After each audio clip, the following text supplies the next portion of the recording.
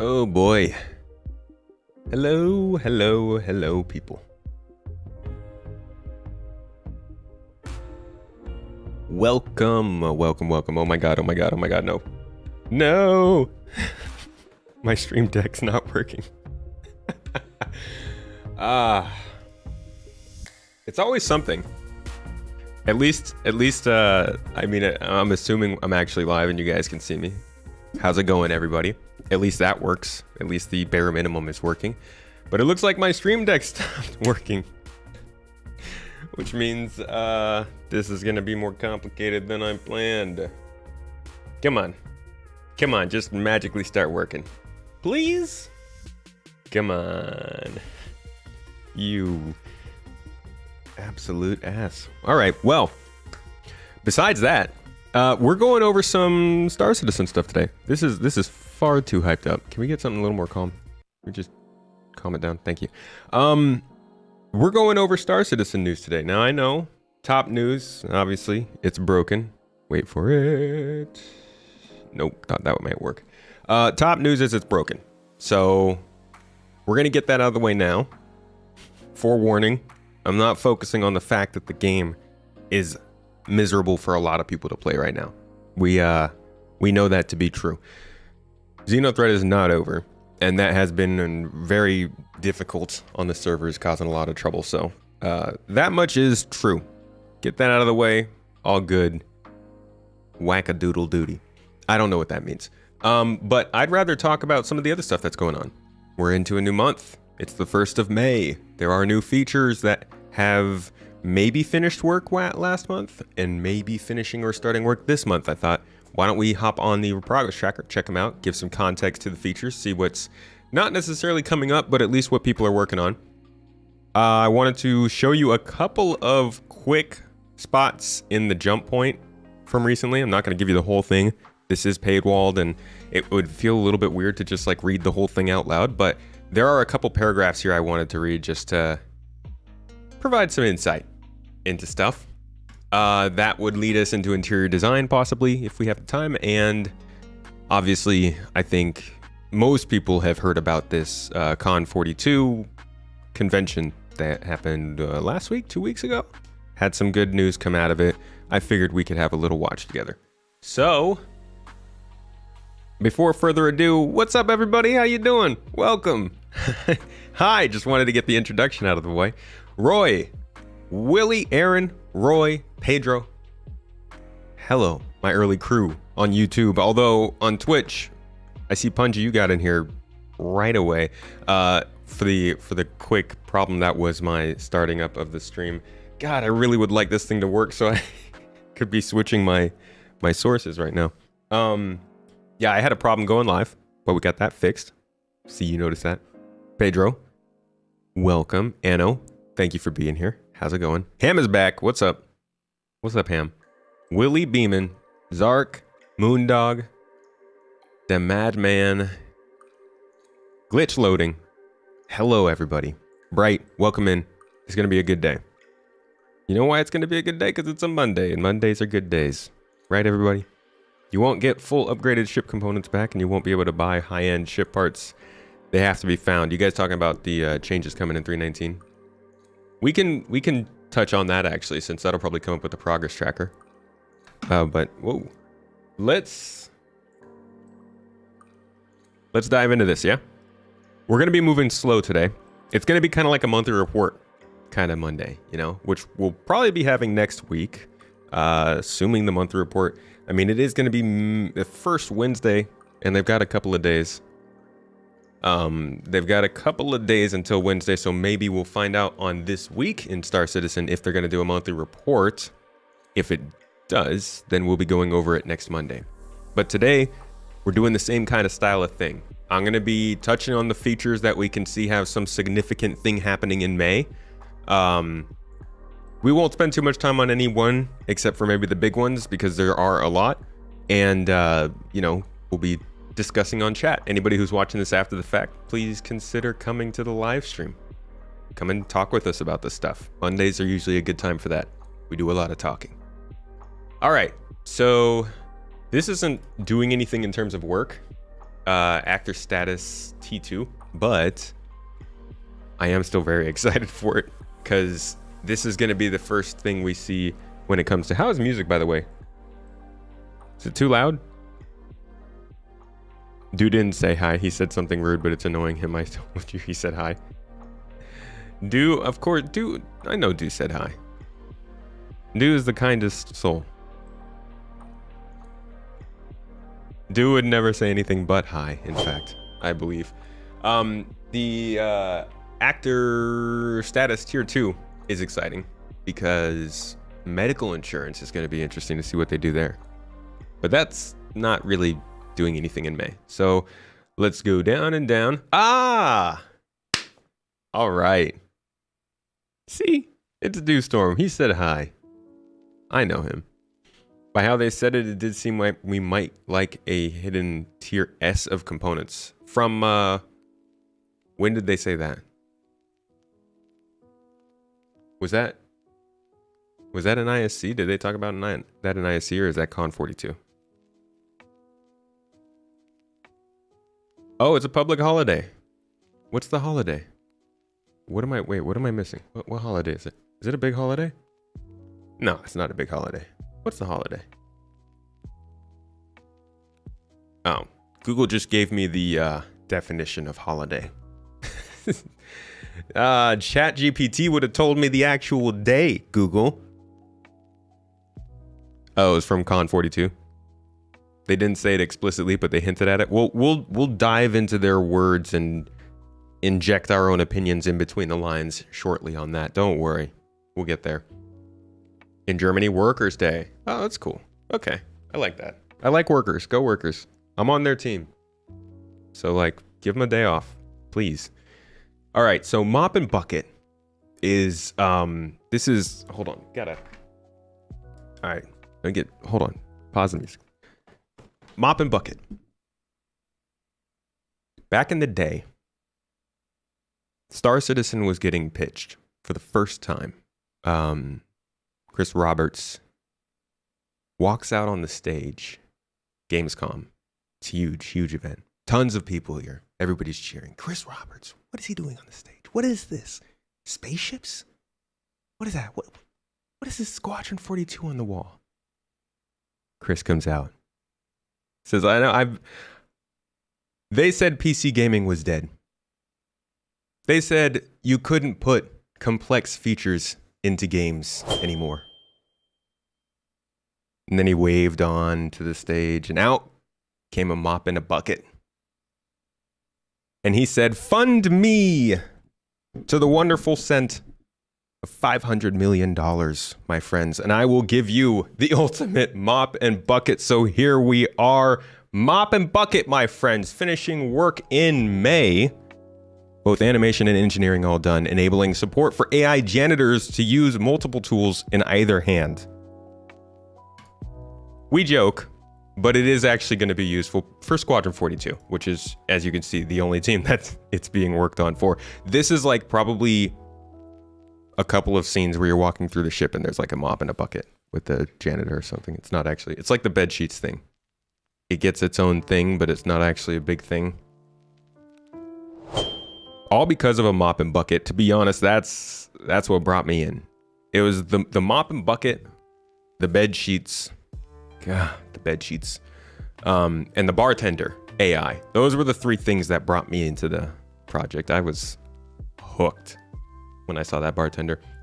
Okay, next up is seated item handling. This is a good one. I like this one, but it's just animation who's working on it.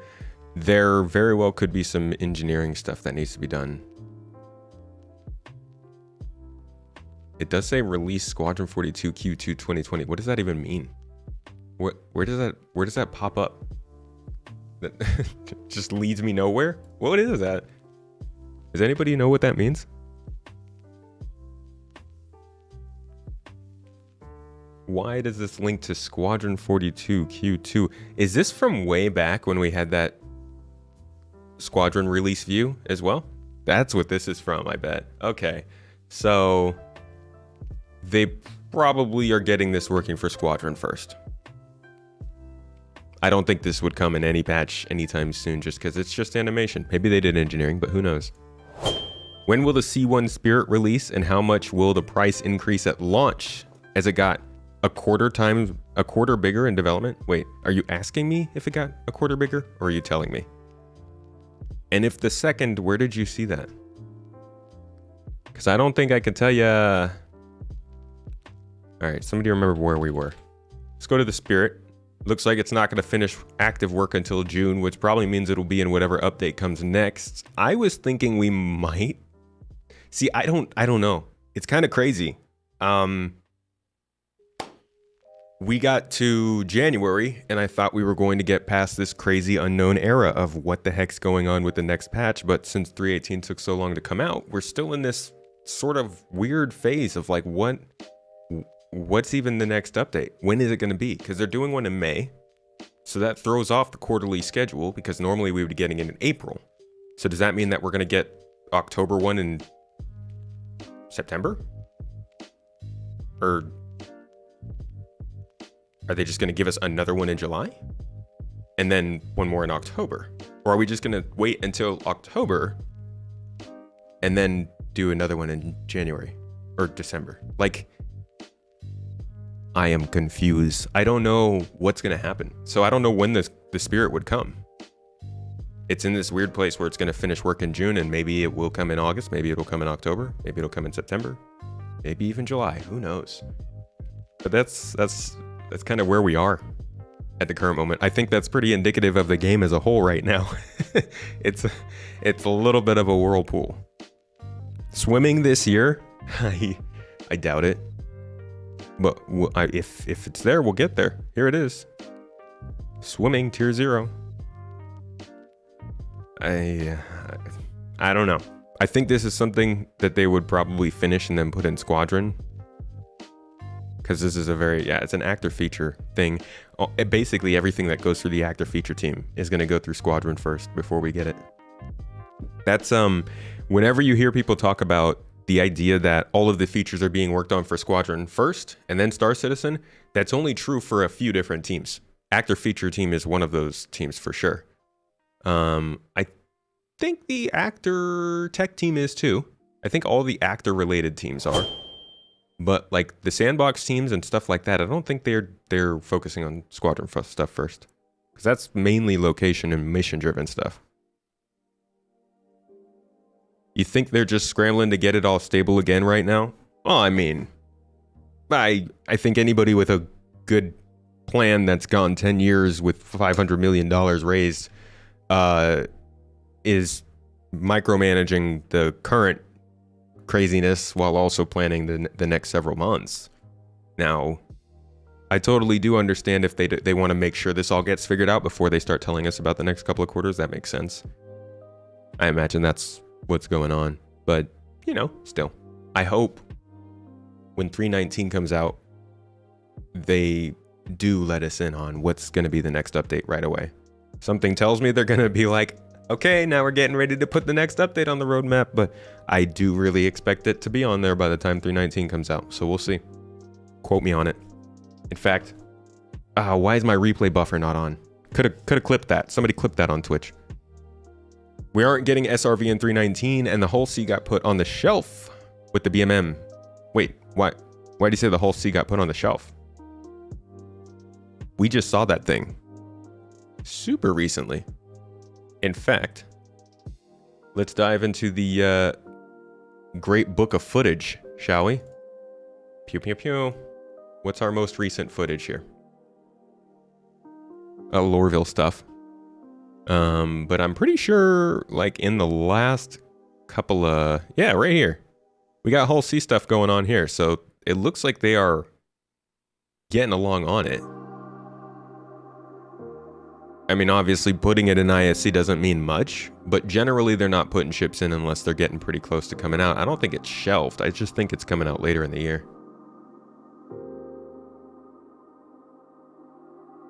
You ordered the Galaxy? Any idea on its debut in game? That's gonna be a little while, my friend, I think. Although maybe I'm wrong. I'd like to be wrong. But I wouldn't expect anything the size of the galaxy to be in game until after they've gotten engineering gameplay in the game and pretty, you know, figured out. That's what it seems like they're waiting for that multi-crew engineering capability to be there to make these ships be able to be balanced. You know, if they start putting these ships in game before they have all these limitations for large ships, those ships might end up being overpowered. And I guess the 890 and the Reclaimer don't really have to worry about that too much. Seems to you Squadron 42 exists mostly on paper right now. Mostly in code. Less in video format, I think. 320 might make more sense for the SRV. Yeah, I think tractor beams will come with the cargo refactor. We should be incentivized for playing live right now, to be honest, with the state of the game is in. I agree with you, but I think that comes second in priority generally to just getting the game moving forward. I think there's definitely a balance to be had there, though, and we're past that balance right now. Monthly reports say whole scene's still being worked on. Yeah, Tech Animation was working on it earlier this year. I think audio too. I don't think the 600i rework is anywhere close either. Look how quickly you guys get me distracted with ships. It's funny though, they had the gold standard on here for like the end of last year, beginning of last year. I guess sometime during this they were like, we should completely redo this, but this is why you don't depend on the progress tracker, because this like doesn't really tell you much about. I guess it told you when the 600i gold standard was, but we haven't heard anything about it on monthly reports. It's not anywhere close. Monthly reports are gospel. Let it be known. All right, let's get back to the teams. Where were we? If the C1 got bigger, then the A1 would as well. Does that mean more bombs or a small cargo area would be the question? That's an interesting one. Where are we getting that the C1 got bigger? Did you guys say Con 42? Why, how are ships still getting bigger? I thought they had that under control. I don't want the Spirit to get bigger. That's what I liked about it. It was not bigger. Don't make it bigger. Please. It's gonna become like the MSR and we're gonna hate our lives. Not that we hate the MSR, you know. We like you, MSR. You're okay, MSR. You're cool. Spirit is like 15 meters longer than the Cuddy. Yeah, see, that's absurd. All right, let's wait, why am I facing this way? Hold on. What's going on here? Where is this? Hold on, get me in the group. Do some IT real quick. Throw this down. Oh, geez. Oh, man. Okay. Okay. Cool. Do that. All right. And there we go. Okay, that makes more sense. See, now it looks like I'm looking at the screen rather than off the side of the screen. All right, so going further down to find more May stuff. MSR needs remote turrets. I like their turrets. I like those man turrets. They have a cool feel to them. Obviously, the very Millennium Falcon-esque, as they don't shy away from telling us. What's up, Sabuzum? This is Squadron 42 stuff. Finishing up. I mean, say what you will. I don't know how up to date they keep the Squadron 42 stuff, but as you'll see when we get lower, a lot of it is seeing work finish up, and I don't read those monthly reports really. But from the videos that I watch about them, it does sound like there is some more polish-focused work going on now than there ever has been, I would say. I think back... No, I don't think since they started doing Squadron 42 monthly reports, I don't think they've ever really talked about polish that much. I think maybe back when they were doing Around the Verse videos, they mentioned stuff like that before they did whatever they did to kind of start over large amount of production there, but it seems like the stuff they're talking about is polished. So I think whether that game is coming out or not, whether the project survives on that game or not, and like whether they've actually got a game to show us with Squadron 42, I think we'll have a better idea within the next year and a half. Like by the end of next year, which is, it is kind of crazy. It might be by the end of this year. I don't think so. I really don't. But by the end of next year, I do think we will at least have an idea of if there is a Squadron 42 actually or not. Because I do think there is, and I think it's going to be a pretty solid game. Cinematic, story-driven, on the rails space game. Sounds like it's going to be pretty cool. High budget, high production quality. I think it'll be solid, but I think they do need to have some form of proof that they've got something up to date from the last time they showed off the game. Like well up to date, like ready to go. So I think we'll know, like, and when I say by the end of next year, I'm saying if they haven't made that clear by the end of next year, then I think they'll be in a decent amount of trouble. Because by that time, there would have been too many years of drain on this, on Star Citizen, especially because Star Citizen in the last 6 months has gotten to a place where people are actually excited to play it, like way more than before. And the the missing Squadron 42 is becoming more apparent every month. And I think within a year and a half, it will be too much. So, not saying it is coming out by then. I'm saying if they haven't made it clear it will be by then, there's going to be issues. What do you think of the status of the Legionnaire? I think they wanted to have the Legionnaire in for hacking, right? Which I think somebody had said something about. I haven't seen anything on hacking yet.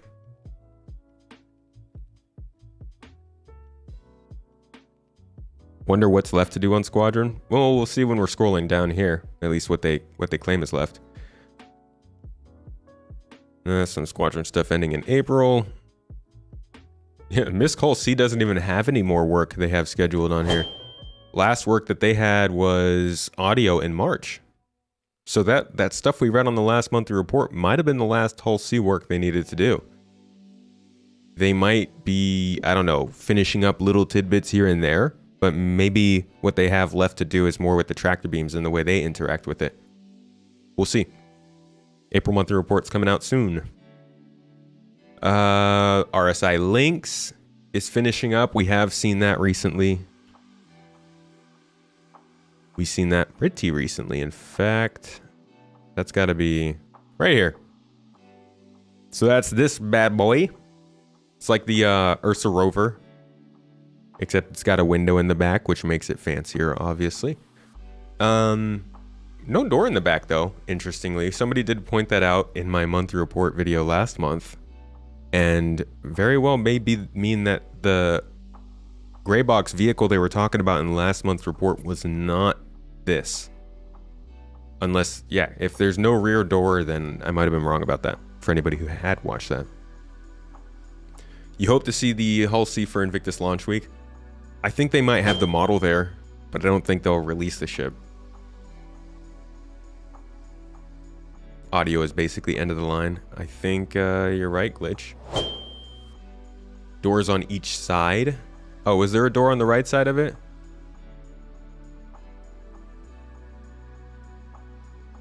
I can't really get it. I don't even think they show the right side. That's the left, left, left, front, left, front, left. Why don't they show the right side? Really should have 4 seats in the back. How many seats does it have? How many seats does the Ursa have? Now that I think of it, I don't really spend much time in the back of the Ursa. I'm always up there driving, skidding. Did I pass the right side? I must have missed that. 2 seats and a table. I don't know. Yeah, I don't know. I don't know about a table. 2 more seats seem way more useful, but then again, that might be the balance of it. Did I hear the update at Con 42 where they said that they will rework insurance like it's intended, but it doesn't make sense to me to upgrade then, as you could just lose from 200,000. I haven't seen that. I kind of listened to that a little bit, but I didn't get to focus on it too much. We're going to listen to it here today though. So we'll talk about that when that comes up. Something unannounced is finishing up. Vehicle, probably from the Mother Reports. Audio, so it's definitely releasing with Invictus launch week. This is probably that MISC ship we're hearing about. What is it called? I think it was maybe the leaked name was Fury, but it sounds like it's the MISC something. I don't know. So that might be what this is. Mirai? Is that it? Yeah. Yeah, the Fury is what people thought it was named, right?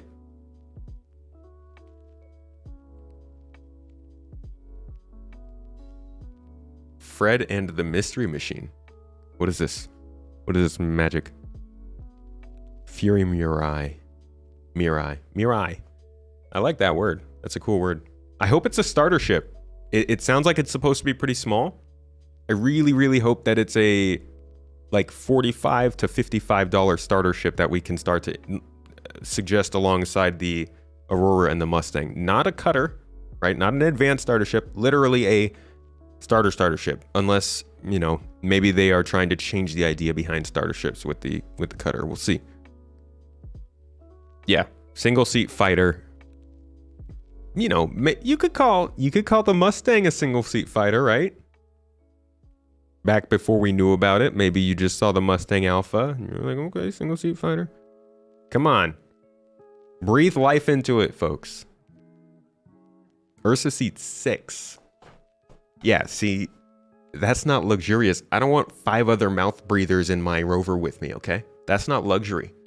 That's hoofing it out to the nearby base to wipe out some Ninetails. No, I'm trying to schmooze my way out to Daymar with a couple of glasses of, I don't know, spider juice or whatever they call drinks, maize, sunrise. I don't know. Out with the Ursa, or not the Ursa, whatever this thing is called. Jesus. I think the consensus is the Miss Fury and the Miss Fury. Oh, Mirai is a variant. So maybe maybe a racer. It makes sense because they've doubled down on racing recently, but I don't think that's a good call. I don't. Misk has a racer. Are they? Yeah, I don't know about that. I would hope that they would release a fighter variant and a general purpose variant. That sounds like a winning move. Misk's version of the 100i, right? Come on. Please. All right, let's keep going with this. We got a lot of character tech art stuff going on for Squadron 42. We don't really care about that, but Chapter 17 seems to have finished something in May. Enemy characters in Squadron 42 finished something in May. Yay! Yeah, Misk already has the Razor. Come on, Misk. Get more exciting.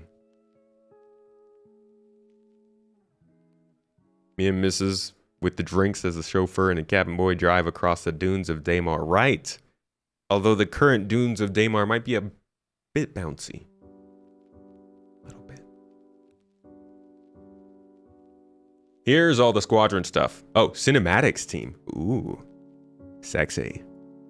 They are good and done. They're like, no, don't worry. We may have slipped, but we're good. They've had a full quarter past the work that they had written down. But you know what? We never believe that. Always take it with a grain of salt. It hasn't been updated since 2021. So who knows where they are on that. But I think what we can surmise is that cinematics work has at least gotten pretty far underway. Which, you would hope so. Oh, Ace, thank you for the super chat, mate. Appreciate you. Hey, you know what? I just realized I wasn't even seeing my notifications, and I'm not hearing them. Why am I not hearing them? Thank you for the sub, Infinity Splitter. Let me double check my sound here. Ah, our line in is all the way down. Why would you do that? Why would you do that, Linen? Thank you, though, for the $10, dude. I appreciate it, Ace. Always appreciate that. Kemi, how you doing, man? Good to see you. Kemi is a fellow streamer on the on Soul Citizens often, right? Get a chance to hop on every once in a while, have a chat. How you been, man? Fury might be a highly maneuverable interceptor. That would be fun. You know what? If they hit us with a curveball. All right, I'm gonna freaking set CIG up for this one. Let's hope that they're aiming for it. Let's hope. When they I would hope that the Fury would come in at Invictus launch week as an interdictor, completely revamping the gameplay, and also giving the Antares a small update to come alongside that new revamped gameplay as a big reopening back to E-War combat. Just a great big old huge reveal. Can we all collectively get together and hope hard for that? No, you don't go on Soul? I thought you did, man. I know Abdi does. How you doing, Abdi? M50 is also an interceptor. That's true. That is true.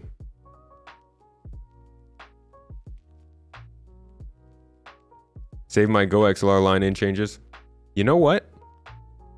I might take you up on that.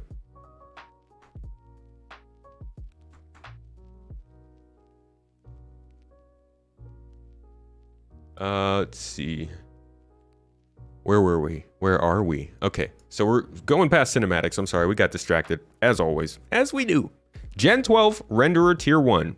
Interestingly enough, this is one of those things. There are things like this on the roadmap all the time. You know how you'll hear that? I think they did this with Pyro. Now, people were obviously saying like, hey, Pyro is supposed to release at this point, but it has a lot of work still going on in the future. This is one of those cases where that's actually true. They released the Gen 12 renderer here, March 21st, 2023, or rather, sorry, not there, with 318, whenever that came out. And still work continued into May, which is stuff that they've talked about on the monthly reports. So not surprising. Generally, I think it's work preparing for the Vulkan API. And I'm not sure exactly where they are on that because they haven't mentioned it. They didn't mention it too much in the last monthly report, just something offhand. So we'll have to see what they're thinking of that. But that, I feel like the Vulkan API update is falling in this nebulous realm of what month is the next updating coming on again. Yeah, today is May 1st, dude. Isn't it weird? You're saying ground salvage. What about it? Gamers Cafe. How you doing? Moving on. EU landing zone team had art on the freight elevator side finish up back in March. What else needed to happen for that? USPU team. Okay, so we'll run back into that. Get me out of here. Take me back. Oh, God. I messed up, y'all. We gotta find our spot again. Character art. Engine. No, we were back. Audio. No. Where's cinematics? There we are. Okay. So persistent streaming and server meshing is another one that they have coming out. May. Interesting. Well, not coming out, finishing up. You know what I can tell you about the Mirai? It will punch way above its weight class. Hey. So persistent streaming and server meshing is obviously not quite ready to happen, but they've been working on it for a while. So I'm thinking that maybe they don't have it finished, but they're coming up to the end of a sprint at some point. I do hope that we hear about I do hope we hear about it sometime soon. I will say this. Recently, I was on the Star Citizen YouTube channel, and I was looking back at their Journey to 4.0s. And if you go back and open them, you'll see that they take place on the 8th of each month. December 8th, January they were out of the office, February 9th, March 9th. But we didn't get one in April. I don't know if they put out any information about that, but I'm definitely going to keep an eye out for May 8th, May 9th this month. Because I'm going to be super disappointed if they started another series and stopped it that fast. Because we've had that before. And like, we don't need more of that. But that's kind of, this got me thinking about that, because one of them was supposed to be an update about server meshing, which I think we kind of need to hear at some point soon. I thought they were going to follow up pretty quickly. It's not May 1st. You refuse to follow up this fact. Is it maybe not May 1st somewhere in the world? Can we confirm? All right. Continuing on. What else do we got here? Let's turn up the music a little bit. You're so torn, you love the Nomad and the big savings on it, but already have a package. Just earn a Nomad in game. It's not too bad.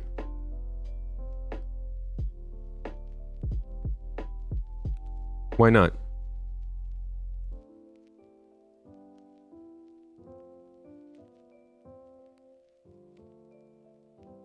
Proto Molecule, how you doing? Where is swimming, Tomato?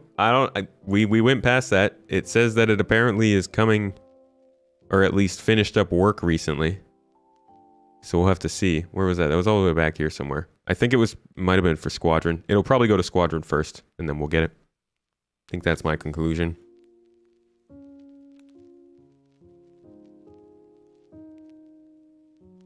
Today is not May 1st in certain remote parts of the Pacific Ocean at a depth of more than 200 meters. Can't prove me wrong. I know that much. Okay, what's next? What are we running into? Look at all this stuff that finished earlier in the year. I wonder if it got updated. Character work. It's almost May 2nd. All right, you're moving too fast now, Marine. Cool it. Let us catch up. At least come to terms with it first. You're kind of disappointed with SC in its state. You paid $400 for the Reclaimer with the promise of elevators on the ship working. They're borked as ever. Now, Chico, I gotta ask, did you read the fine print and actually find a sentence that said elevators would work? Because my friend... No, I'm kidding. I'm totally kidding. I feel you, man. It is a true bummer right now, the state of the game. Not a good time. I have not played very much in the last month. Overall, April was a pretty dark time for Star Citizen, I think. Like, one of the harder months in the last few years. Reminds me definitely of the post 3.0. You know, post 3.0 era of problems up until object container streaming. But all I can say is, you know, wait until it gets better and hope that the bugs that you're having problems with end up high up on their list on the triage. Because they're fixing bugs. It's just that sometimes they don't get the ones that we like. Post 3.0 malaise was pretty high. It was, the frames were miserable back then. 750 in, and the game is overall barely playable. Well, Aaron, give us another 250 and it will be fully playable. I can guarantee it. Ding! I need to have like a button that I can smile and it goes ding! Little, oh, I got something in my eye. PES was always going to be bad. We knew this. We just got to wait it out. I mean, I thought it would be bad, but I wasn't expecting all this.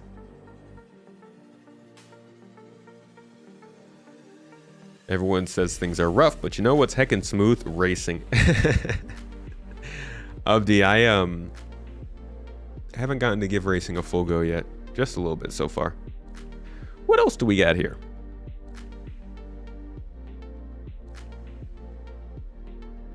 Didn't think it'd be this bad, but I knew it was going to be bad. Yeah, I think that's generally where we all are. Like, PES was definitely something that was going to break things.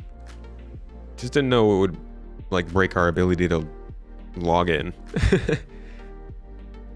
A new multiplayer mission. Okay, this is the this is that recent one that they've been talking about with the Ninetales. So this, I think they got me, to be honest.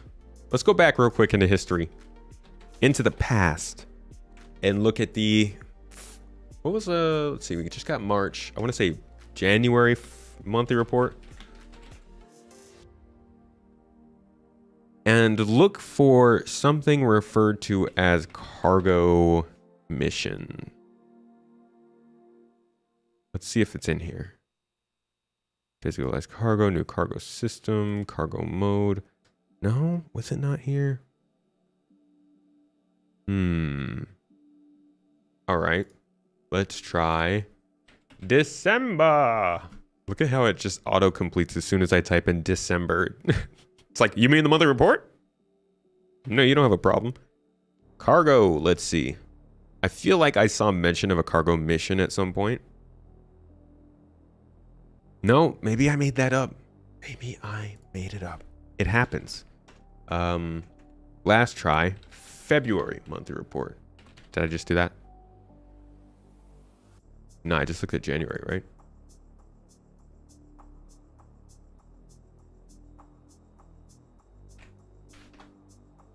Oh, that's a lot of, okay. That's a lot of mentions. None of them seem to say mission as well. So let's just click past all these. Nope, that's all of them. Okay, I must have made this up. I swear. No, I guess. I thought at some point they said something about cargo missions.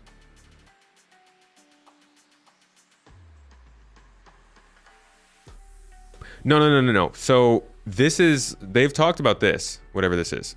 This is that extraction mission with Ninetales. But I'm pretty sure at some point in one of my monthly report videos, I mentioned cargo missions. Because I thought I read them somewhere. Oh my god, am I going crazy?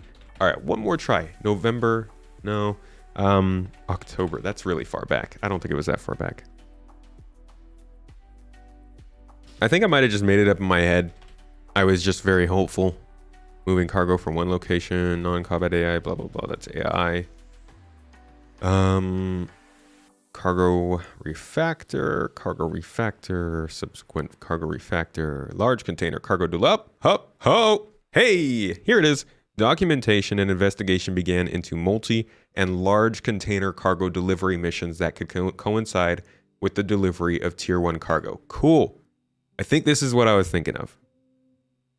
So they have started the documentation and investigation, which is like super early days. But that was back in October. So that's, how many is that? It's like November, December, January, February, March, April, May.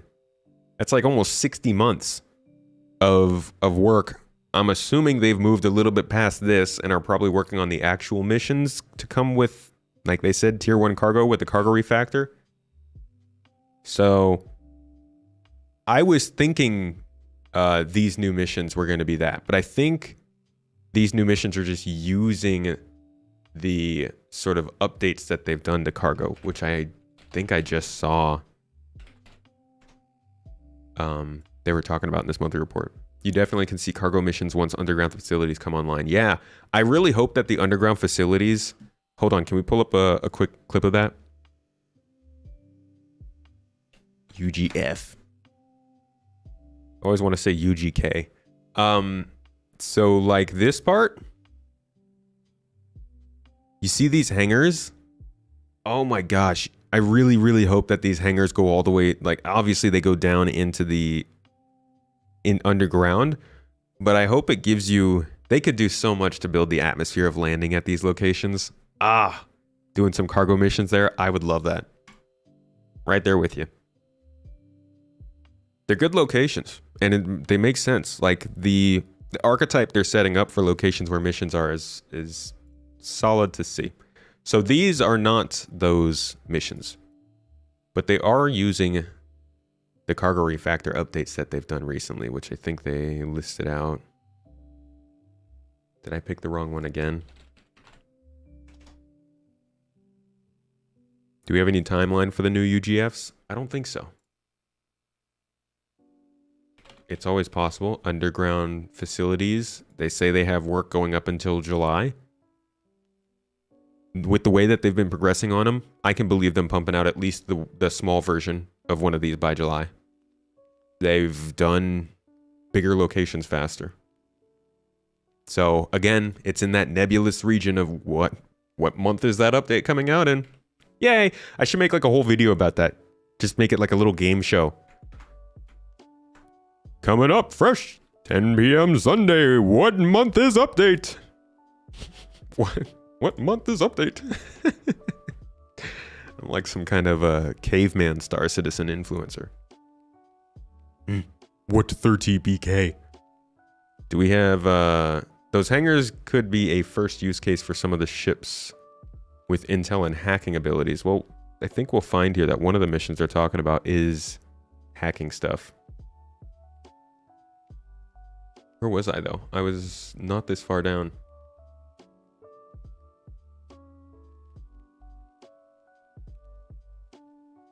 No? Maybe I was this far down.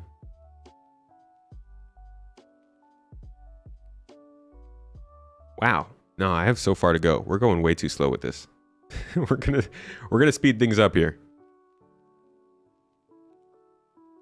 What month update game? Seeded item handling. Wait, no, I'm way back here. God, I'm terrible at this. Who picked this? Who said this guy could handle all this at once? Okay. I think we're kind of close to where we were. New player experience. Gosh, they say that finished a while ago. Wonder if they're showing that this week. Inside Star Citizen this week. It will be the new player experience. What else do they have to show? I actually don't think there's anything else they need to show from 319. Besides surprises.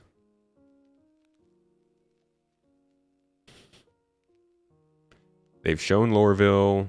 They've shown the salvage. They've shown tractor beams. They've shown the links. They have not shown Ghost Hollow PvP mission. And they haven't shown the new player experience. So which one is this week? What do you think? Can we get a poll started? Let's see what people think.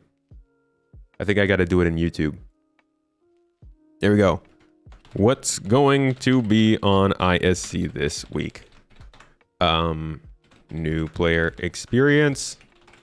Or... what was it? Ghost Hollow PvPVE mission. Cast your votes now! Winners get free admission to What Game Month Update. It's gonna be a good contest. What did you miss, Saro? We got a little distracted, as we do. We're getting back to it, though. I promise. Where were we? Now it's May 2nd. Already? Here we were. Okay, package extraction. So this is like supposed to be a mission where they say you're going into some buildings. You're stealing... how is it? You're stealing components from Ninetail ships, I think they say. So I'm assuming these ships are going to be parked on landing pads in these buildings that we've been fighting on, and you're supposed to fight through a building, get to that landing pad, steal the component, get it onto another ship, and then leave the atmosphere. And then I guess they're gonna have to have somewhere where we can turn them in. But the hard part's gonna be the coordinating the people coming in to pick you up and get the components out.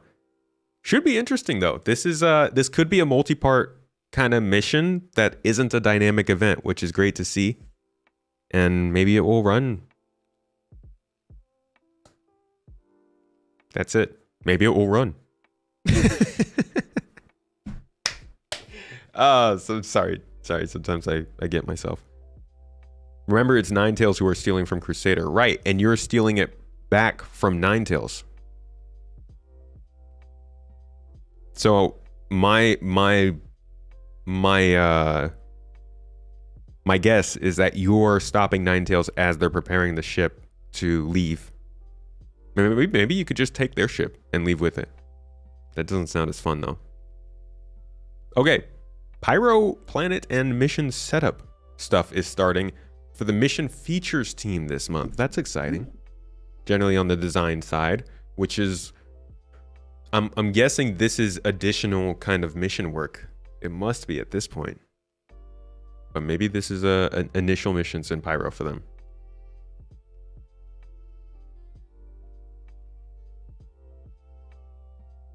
New player experience 100%. Ghost Hollow is crashing the whole shard right now on Ivacati. Ouch. Did we get a poll up in Twitch? Let me get that. Do you think we'll be on ISC this week? Don't worry, Twitch.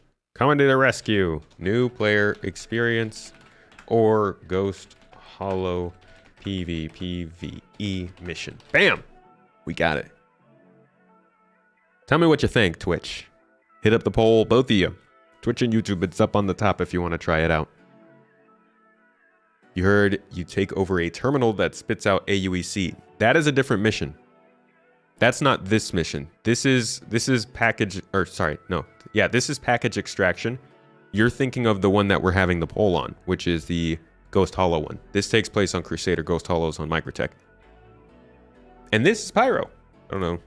It's work starting in May. All right, continuing on.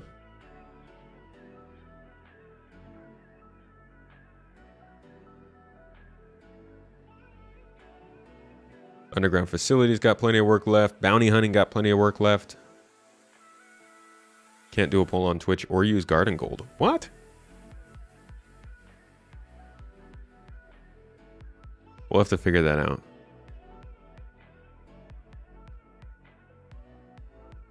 Another wipe for 319? I don't think so. I don't think they have any reason to, unless the database is messed up right now. Oh no, we're voting on Ghost Hollow. Pussycat kill. Please don't demonetize me, YouTube. Wow, a lot of work is going into the summer. A lot of work. Wasn't there a lot of missions work? I swear I saw missions work earlier.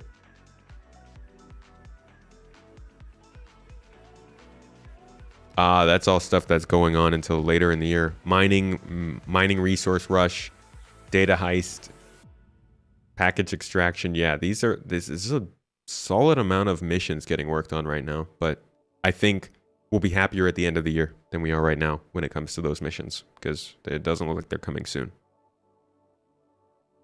Accounts are still borked. Ooh.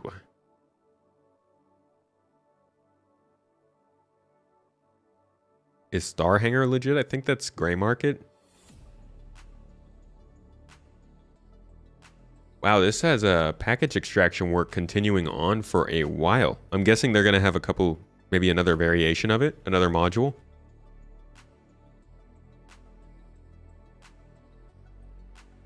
Not seeing anything else finishing up work in May. Here's the rough and ready faction outfits that we heard about. Another Pyro gang starting in May.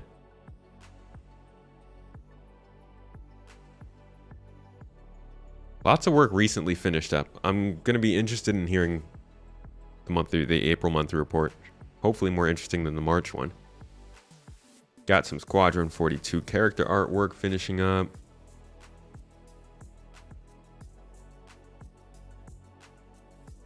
More Squadron. Industrial salvage tool is undergoing some work this month. Interesting.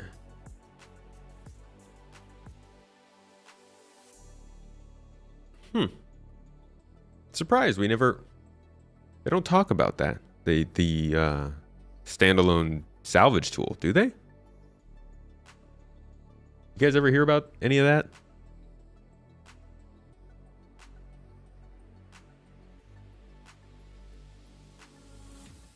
Can't get the paints for the C8 and E1 as you didn't spend 1K. Ooh, that's weird. They should do a domination game mode for Arena Commander like Battlefield game has. That does kind of sound like what the data heist missions are. You have to hold down a terminal and get attacked. It's not PvP, but it does sound like you have to go to each spot, hold down that terminal, and make sure to hold it down against enemies. It's only been mentioned twice. I think, yeah. Maybe once during Salvage Talk and then once during that episode of ISC for tools, but they haven't talked about a standalone salvage tool. Maybe they don't have a need for it yet. Like they need to figure out what they want to make it do to differentiate it. Maybe it can chomp. Maybe it's got some claws on it or something. All right, going further down, we've got the map and radar system rework finished up work in April. Probably going to Squadron 42 from there. We've been reading about this polish for a while. I did a whole video on it actually recently. Check it out. It's pretty good. It's a solid video. It's got all this history. The progress tracker stops a year ago, but when did they do that actually? Because in my video where I talked about this, I definitely went further back than this. Is this new? Either way, they've been doing work on the map system for such a long time, folks. Good Lord, they've been talking about what they want to do with it, showing us different stuff. I can show you a couple of the little things that they've dropped to us over the years. So this is the most recent thing. This kind of shows the technology that they want to use for their interior maps. Basically, the way it works is they take the spaceships in the game that are already designed with the interiors and exteriors, and just give it a wireframe overlay instead of fully rendering it, shrink it down, take out all the bits that don't matter, and give you kind of a map like this. That's, I think, simplified what they're going for. I could be completely wrong. There might be a dev in the chat that could explain it better, but that's what I'm going with. And it looks pretty cool. I just hope it works well. This is the interior map kind of system. We don't really know what the star map is going to look like, but we've heard many, many times that it is based on the idea that your star map acts as your local map. You can just zoom in and out, all the way out to the star system, all the way down to you and your vehicle sitting on the moon. So, huge endeavor, I think. Sounds like the piece of UI that can have a lot of problems. So I expect there will be problems. It'll probably be in Squadron for a lot of testing. So I wouldn't look at this as being a possibility until maybe the end of the year. Even though that work says it's finished up in April. It's not coming anytime soon, I don't think. Here's something, though, that's finishing up in May. MFD work on the design side. Don't know if that still means they need to go back through it with engineering, but the MFD rework also has been shown to us a couple of times and looks pretty good. One of the biggest... Where are... All right, hold up.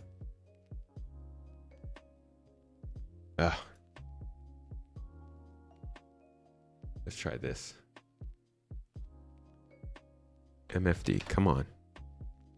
Here we go. So the main thing that they're doing with the new MFDs is it's supposedly going to work with the visor system. So if you see here right before it switches off, there are little things up at the top of the screen. This is like a previs. I don't think this is, yeah, it's probably UI tied to 4.0. I don't think this is ever functional. This is just a previs, but the idea is that the stuff that's on your MFD can be replicated to your helmet. So the most important screens that you never want to miss can be up on your visor, and you can switch them to and from the visor, to and from MFDs. And obviously they look a little bit better graphics, better colors, better definition. And then the added functionality of being able to save them and add them to your visor is a big one. So that's mostly all they've shown of it, is just these kind of previs early designs. And I think those were made specifically for the Gladius. So they probably won't be those colors, but an idea of the direction they're going. Feel like the performance might be an issue with the map. It could be. That might be what took them so long. Is the new Ghost Hollow event supposed to be a world event type thing? I don't think so. I think it's supposed to be kind of like the Korea mission, where it gets triggered by a player taking the mission. Is it true that they have problems with the size of certain components and the doors of the ships? Hence, they are releasing the feature only with ships that reach gold status. I don't think it's ships that only really reach gold status. I think it's ships that have component base, which is, I think, everything going back to the Terrapin, possibly. It's like the last 6 years, the last 5 years of production. But I also do think, yes, there are ships that have component problems. They can't fit through doors. So I don't know what they're going to do about that.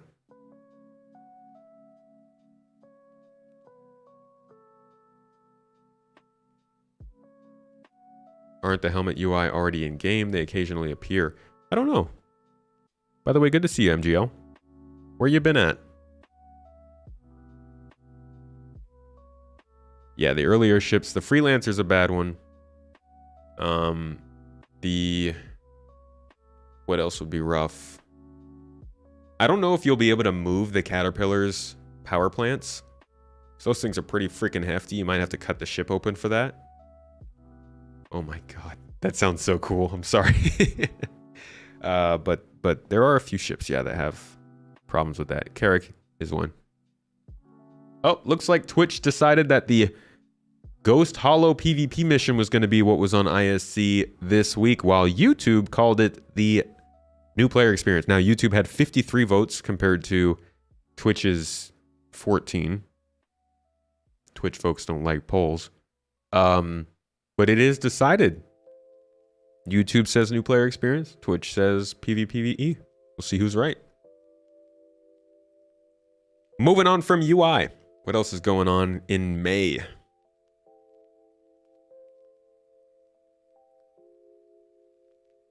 My allergies are kicking in and my nose is getting a little cloggy. I don't know if you guys can hear it. I'm getting more and more nasally by the minute. So I'm going to go grab some allergy medicine in a couple of minutes here once we finish this part. And then we'll get on to the next. Medium fighters need some love. Yo, I want more 2-player ships that are either the size of or smaller than the Cutlass Black. We needed like at least 2 more of those. I want to see one from...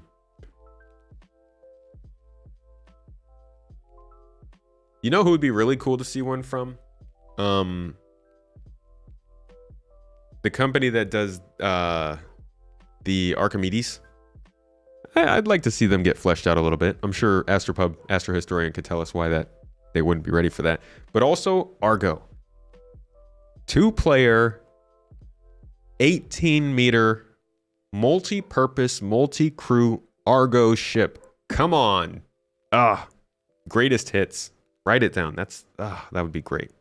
I wouldn't buy it, but I'd definitely hype it. Not that I'd tell other people to buy it. Just say it's cool. Still no info on the Misk Fury. Not that I know of. Kruger, that's it. Thank you. Thank you, guys. All right, persistent Habs. Here's a big one. This is going to be, mark my words. Again, somebody clip me here. When all the videos come out about work finishing up in May, Persistent Habs is going to be one of the first features anybody lists in their thumbnail or their headline or anything like that. This is a big one. It's finishing up work on the design side, though. So, we got a ways. And I mean, we know that. This is probably not going to come until building interiors come.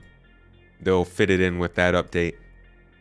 So the art side of Persistent Habs is probably coexisting with the art side of building interiors. So plenty more work is probably going to be done here, but at least the design is finished. It'll be RSI, the next 2-person. Argo is downvoted on the next mining ship. Right, yeah, the mining ship thing. What? How big is that supposed to be? Halsey appears to be done, according to this, but we don't know. What more multi-crew ships?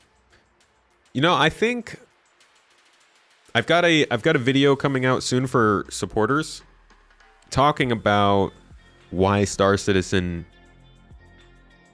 I guess the point of the video is to make a statement for all the people who don't care to fly ships in this game. But it's also kind of pointing out the fact that, like, we have had no reason not to fly ships in the game. Everything that's fun to do requires you to fly a ship. Fighting, going places. Flying is super easy. There's no need for VTOL engines. There's no crazy heat system, wear and tear, glitches with your components, or any of that kind of stuff. Weather doesn't affect flight, like we know it's going to at some point. Generally, things are... I mean, I know griefing's a problem, but things are still pretty safe. Like, there are not that many reasons to not fly. And I wanted to make that point because I feel like as we get further and further into the game, we're going to see less of the freaking obsession over shooting things in pew-pew ships and more focus on industrial stuff, on player-to-player kinds of stuff, to stuff you do on your actual feet. I'll give you guys a little preview. Hold on.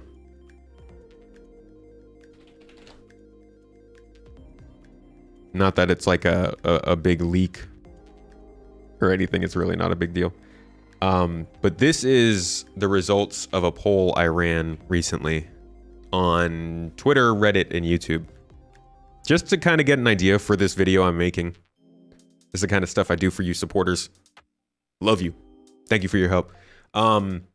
Get an idea of what people are thinking when it comes to this. Like, do you care to always fly your ship or do other stuff? So I asked, 100% only piloting ships, mostly piloting, and then doing a little bit of on-foot gameplay on the side, 50-50, or obviously the other two directions. And more than 50% of people, it's pretty close too, it's 53% of people want to spend at least 50% of their time not flying ships. And that's before we have salvaging, farming, more FPS missions, engineering, better medical missions, cargo trading, exploration stuff, active navigation. Like, there are so many things they haven't introduced to the game to make these numbers continue to grow. So I think we're going to see more of these kinds of multi-person ships and less fighters. I think we're going to see more focus on kind of utilitarian professions and stuff than combat. But I might be wrong. I hope I'm not. But I might be.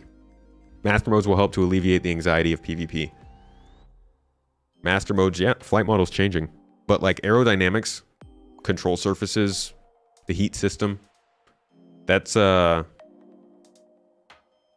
sure yeah, that stuff's got to go. Well, not got to go. It's got to come. It's going to be harder to fly.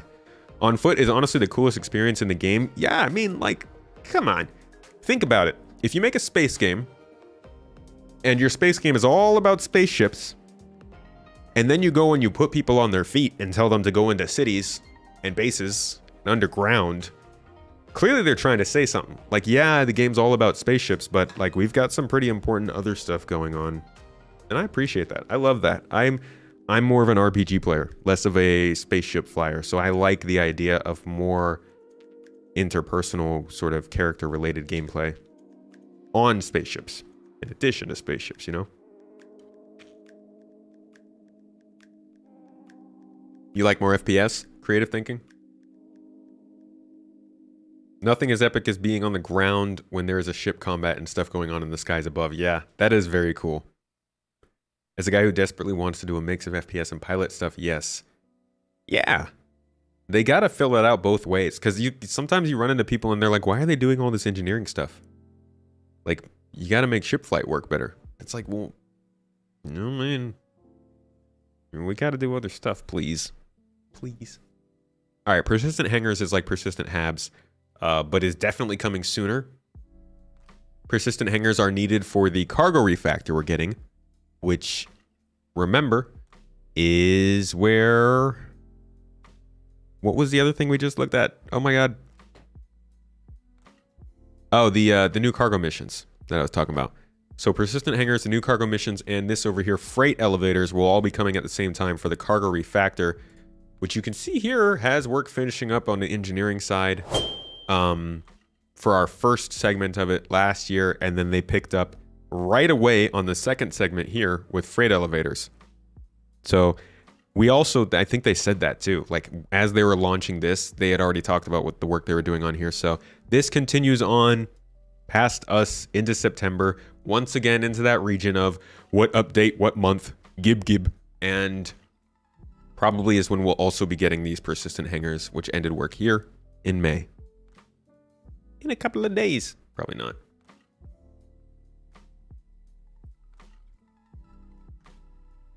It didn't work like that in Eve. Like, what?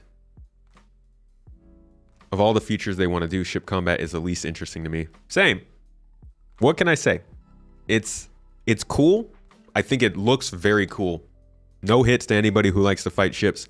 I know I'm going to have to learn to fight ships because the verse is not going to be safe, and I get that. But considering everything that we've gotten to play in gaming, combat is the most done thing, right? It's the easiest thing to do as far as an overall game system is, in my opinion. Maybe trading, just like passing numbers back and forth. But I feel like combat is a very done thing, and I'm excited to see what else they can do, get creative with. Here we got some more unannounced stuff finishing up in May, vehicle concept art stuff, so not too important. Overachievers, how you doing? Updates on the Hull C. We've got it finished up in March. We need to wait and see what they have to say on it, though. I'm thinking we'll hear something in the monthly report. Probably going to be put on hold until the cargo refactor is ready. I think the Hull C, the SRV, that's going to be our big patch of the year, guys. We're probably going to see the Hull C, the SRV, the cargo refactor, mining missions, cargo missions, the Spirit series of ships, possibly the Santok Yai if it doesn't make it into Alien Week. I don't think we'll see Bounty Hunting V2. I do see that's finishing an artwork here, but if we go to the deliverable view, they've got it going until August. We might also see Bounty Hunting V2, which would then include the bounty hunting offices in Lorville. So whatever patch we get in October, September, that time that we're talking about, it's gonna be fucking huge. It's gonna be so freaking big. It's gonna be like another 315, but bigger. Exciting. Cargo grids will need to be refined.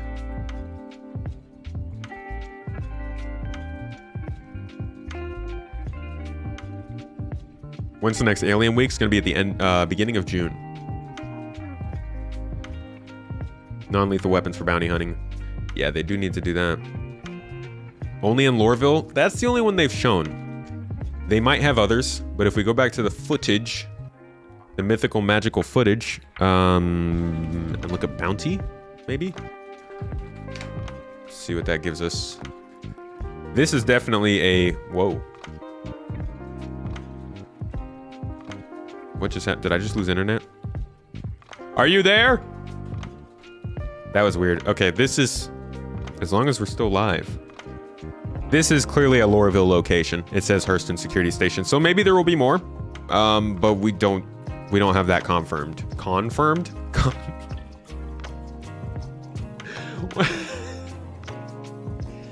Oh, God. We don't have that confirmed.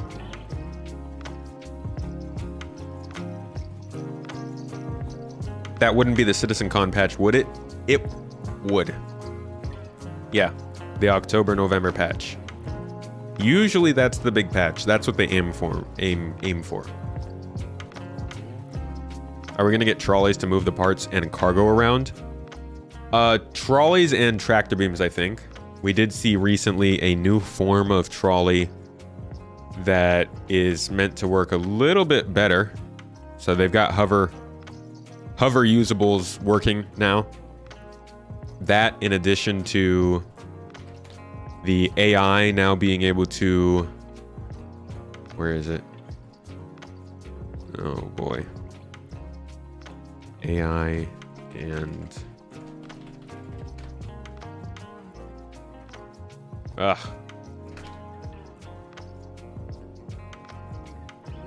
I think this should be it. Yeah, so this kind of stuff here. This is teaching the AI to use trolleys. And then at some point my computer will load. You would think it'd be this is a PCIe connected SSD too. Look at how long it's taken to load this stuff.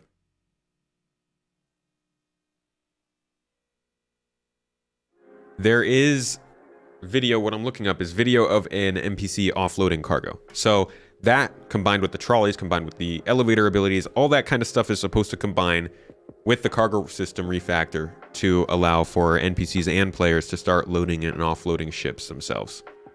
And that'll be a big change that's hitting us towards the end of the year probably. Might leak into early next year, but I don't think it will. But what do I know? Star Citizen has proven me wrong many times.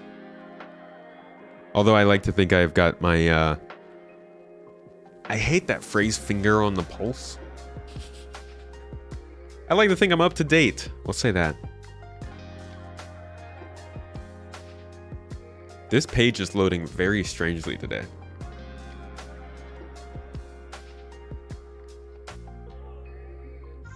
And okay, I think we're back where we were. MFD rework,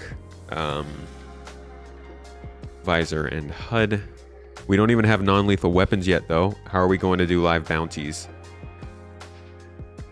That's probably something they'd have to introduce at that time. I believe we've seen that. Oh my god, this still hasn't loaded.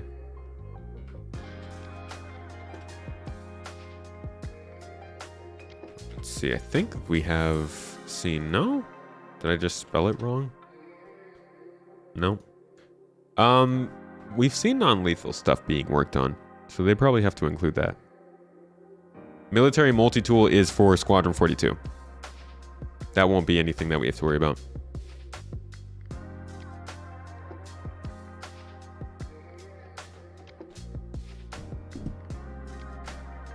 Electron weapons that are coded as lethal. Yeah, I wonder if we'll get the Volt weapons this year.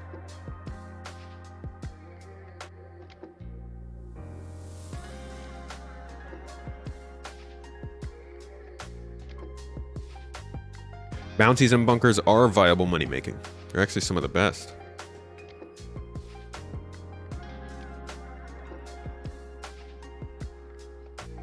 Okay, we've got up persistent hangars and habs. There we go. All right, unannounced ships. Cool. Bounty Hunter V2. We could talk about this briefly. This is actually a pretty big feature, bounty hunting. Let's open this in a new tab. The Bounty Hunter V2 feature's got a lot of teams on it. And this is generally taking bounty hunting. This is actually a great example of what I was talking about. So, since we've known bounty hunting... Oh, I love it when it happens like this. So, since we've known about bounty hunting, it has been get in your ship, fly to a place, kill a dude. And it pays really well. It's really good. It's one of the best ways to make money, buff your reputation, all that jazz. But... it's all in the ship. You literally don't even have to leave the cockpit of your Hornet. That kind of falls in line with a lot of the other features in this game that encourage people more to fly ships than to be transported places or doing other things. So this actually goes in line with that change. Bounty Hunting V2 is a change towards bounty hunting not being ship-based, but being target-based. You're supposed to track your target down, but then you also have to subdue them, take them, put them in your ship, and take them back. So that means you're not just flying to a place in space. You're going to a landing zone possibly. You're going to an outpost, down into a cave, onto the moon's surface, getting out of your ship and actually going and finding the person. Again, drawing people more towards foot-based gameplay than ship combat or ship-based flying. And that's kind of the point of that whole video I mentioned before. This game is not necessarily just about flying the ships. They're going to be changing it a lot to do other things. do other things that are more interactive. Sounds terrible. It may sound terrible given the way the game works right now, but I think it definitely sounds way better than what we currently do, given how the game is meant to work later. Because, like, flying to... I agree, it should be nice to be able to just fly out to an asteroid belt, blow somebody up, and get paid. But, like, how boring is that as a mission? If we're looking for actual convincing missions in the game. You just killed your bounty, but it still says to neutralize, but he's nowhere to be seen. What do you do? Might have to wait for it to catch up. Game might be taking a little while. Following breadcrumbs of where the perp was located, as well as the tracking of several perps on your Moby for bounty hunting. Yeah, finding the looking at the security systems. I think I have that on camera. Looking up the security systems, seeing where they've pinged, getting to see your primary objectives up here, going through and getting the updates. I'm sure on this side or something will, or no, yeah, up here. We'll have updates of the person you're tracking and all that kind of stuff. I look forward to that. That sounds pretty cool, as long as it pays well.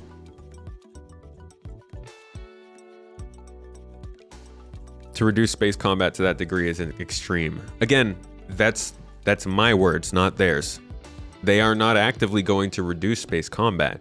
They are just adding new stuff to the bounty hunting experience. My argument is that by doing this, they're pushing people more towards being out of the pilot seat. I don't think that's why they're adding bounty hunting like this. And I don't think this will decrease space combat, because it's still going to depend on comm arrays. It's still going to depend on running into people. And even the example that they show for it is showing this is the virtual AI. This is what's supposed to start driving the bounty hunting system. And as you can see, they still expect you to make contact and fight in space and stuff. I don't think they're doing anything like that. Do you think that Santok guy might come out this year's Alien Week? I think it could. I'm not convinced it will, but I hope it does.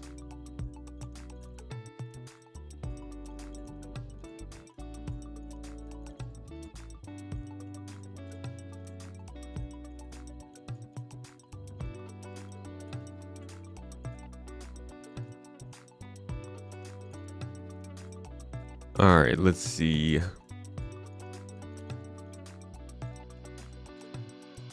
Vehicle support, Squadron 42.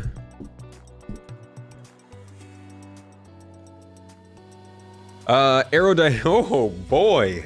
Aerodynamic control services. I wonder what's going on here. They haven't said anything about this, right? I feel like they've made a small, just passing comment on it, but they haven't said where they are on this at all since... Whew, I don't even know. We need to get the vehicle feature team onto a Star Citizen Live. They've got some things to update us on. This and the heat system, it's not even on here, the heats. Like the VTOL hover mode heat stuff, I know they're working on it with resource management, and I know it's gonna combine with aerodynamic control surfaces, but they're not talking about it. The last time they talked about it, I think, was last July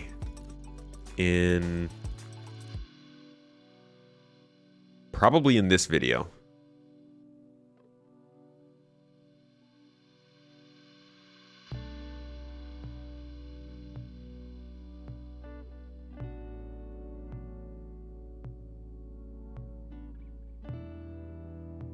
You're more interested in the the Raylan would be cool. That's a cool ship. I hope that the whatever that new Xi'an ship they're talking about, that's supposedly like a smaller Xi'an ship. Hope it's a refueling ship.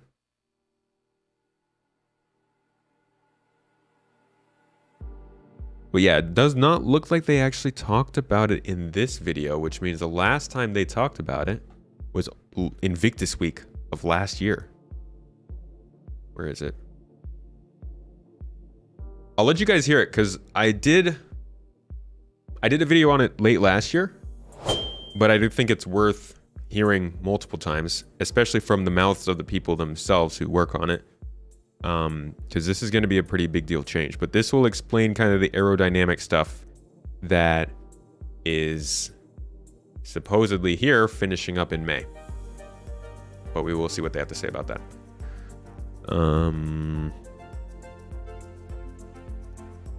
think this is it. Things like VTOL mode sort of. That's not very loud, is it? You can just hover upside down. Or is it pretty loud? At the ground. Why does it make flying easy, especially for things like the Prospector? While it does make flying easy, especially for things like the Prospector, it does break immersion. Are there any plans to force ships to stay close to horizontal at slow speeds? This would also affect ground combat and make it more necessary, as you wouldn't just be able to point straight down at targets. Just that one is yes. It's pretty low volume. I can't really boost it any higher. Yeah, my volume's at 100% on that end.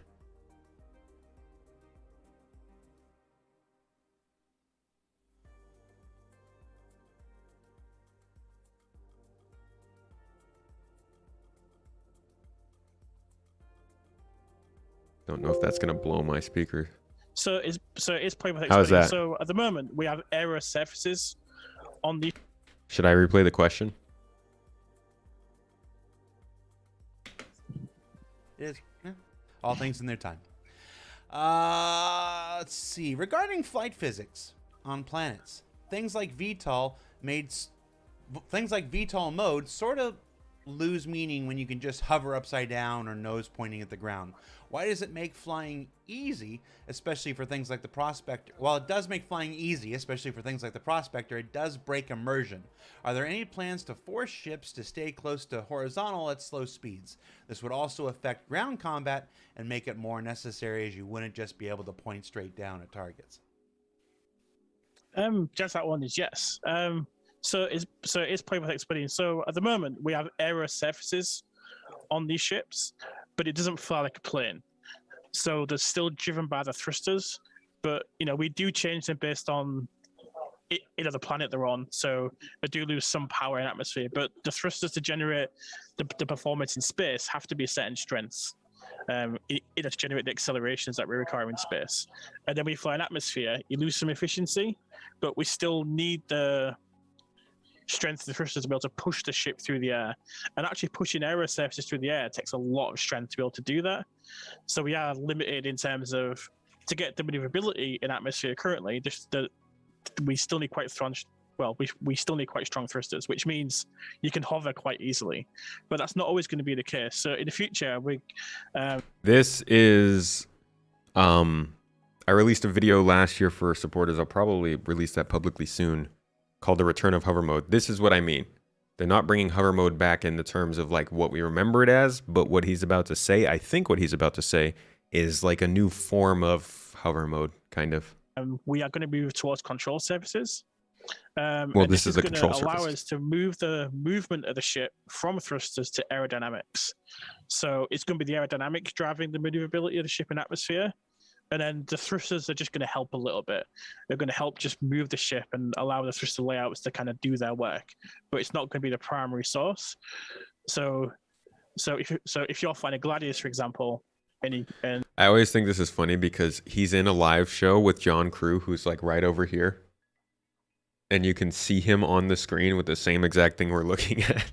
You go really slow, it's just not going to have the power to kind of keep it up. And that's where the VTOL ship's going to come in, where they can transform and fly in VTOL and hover. And that's where they'll have the advantage.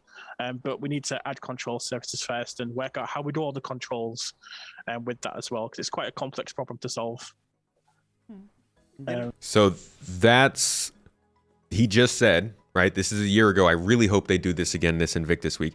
He just said, we got to figure out the control surfaces, and then we can look towards the heat system, and that's how we can figure out VTOL and why VTOL ships would be better off than normal ships. And I think John is actually about to jump in here and confirm that whole heat system thing for us. Let's see. Without going like, full flight simulator, for example. Right. Didn't we do some version of this before with the adding the the old hover mode. Yeah, there it is. Right. Hover mode.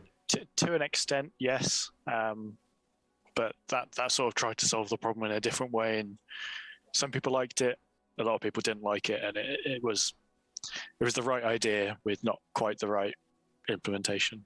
I also think this is where CIG actively comes out and admits that hover mode was not exactly what they wanted to do. Because I know a lot of people think it was good, and it was good for certain things, but I don't think it is what Star Citizen would be. I don't, it didn't feel like a Star Citizen answer to a problem, which I know generally means creating a whole tool and spending a few years figuring it out, but that's exactly what they did. And it makes more sense, I think, what they're going for. I'll let them explain it, though. Another thing we can look at when all the stuff Rich talked about is heat. We don't really use heat at the moment because the way heat works in our game is not how we want it to work long term, and this is something with a resource system that is being entirely redone. But for ships that, like a Gladius, as well as needing that control surface to keep up in the air, like if you're not going fast, those thrusters can start overheating as an extra penalty, because in reality you could just upend your Gladius like that.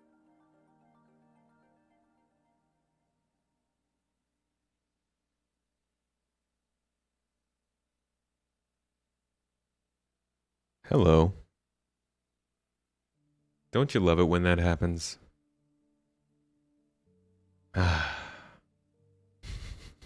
Sorry, folks. I have twice now today learned a very difficult lesson. Come in. Come here. Come closer. Technology. Technology does not like us. Everyone should know this. Computers are out to get us. AI will take over the world, and they will kill us one glitch at a time. I'm seeing it firsthand. It's happening. No, really, I changed the time on, for those of you who use OBS, I changed my time on my replay buffer. And apparently that crashes the whole stream. Earlier I changed my bitrate, that crashed the whole screen. Pretty sure that's not a normal sort of thing. But I guess something might be wrong with my OBS. Are we back on YouTube as well? Did I go straight back to the stream on YouTube? I hope I did. Because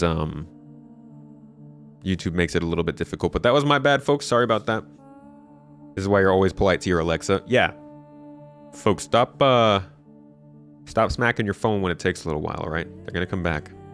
Anyways, sorry. Let's jump back into this. Things that because this is a good answer. Landing their problems doing it that way to stop. I've seen people landing their Scorpiuses on the wings that way, and that sort of stuff will start being a lot more rare. Like a gun star in Last Starfighter. Yeah. Cool.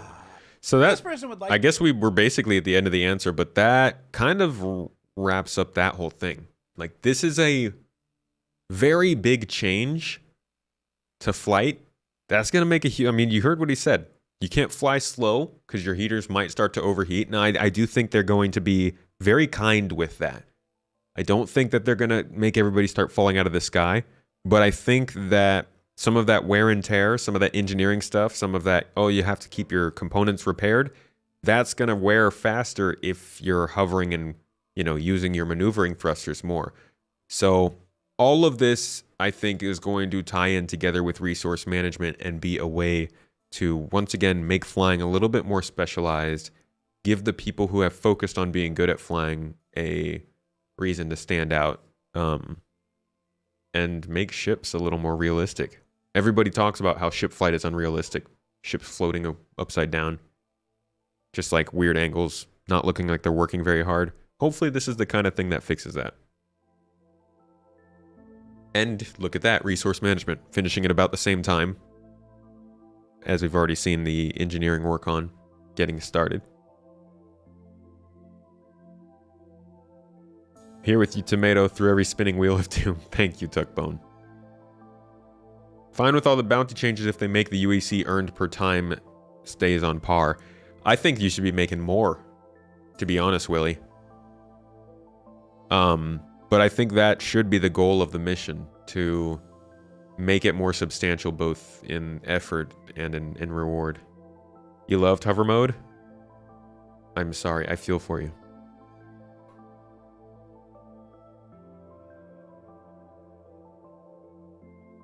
Continuing on. Man, this take a lot longer than I thought it would. I don't think we're going to get to the Con 42 stuff. Derelict spaceships points of interest. They're still working on that. I think they're going to have something like 35 more derelicts in the game in 3.19. They haven't mentioned that that's being added to 3.19 on the release view. Fire hazard. This goes along with resource management. Hacking T0. Probably not actually going to be done anytime soon. I'm betting this is going to go to Squadron first. And we don't know much about it. It does come around at the same time as the data heist mission, though. Wouldn't that be interesting if they actually gave us real hacking for the data heist mission?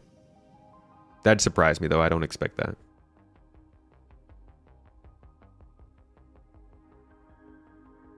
Unannounced vehicle.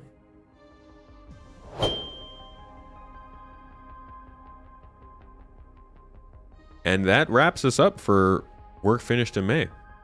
Not bad. Not bad at all. Now let's jump into here. This is the jump point. This comes out for subscribers every month. It's not NDA, but it is paywalled. So I can show you stuff, but I'm not going to show you the whole thing. I think that's a little rude. There are just a couple of things I wanted to highlight, a couple paragraphs. So if you'd like to jump in with me, we can take a look. Just your opinion. To you, ships being upside down is more realistic since there is no up or down in space. Oh no, even if said ship happens to be a few dozen feet off terrestrial ground. Well, this is more upside down in planets, like in atmosphere with the gravity. Because it doesn't make sense to be able to... I mean, it does make sense given how strong the thrusters are to be able to float like that. But in terms of just general sci-fi, you don't really see ships flying upside down around in planets. Imagine Dune, like super serious. This is a massive ship, huge in scale, and just floats into the scene, and it's awkwardly upside down.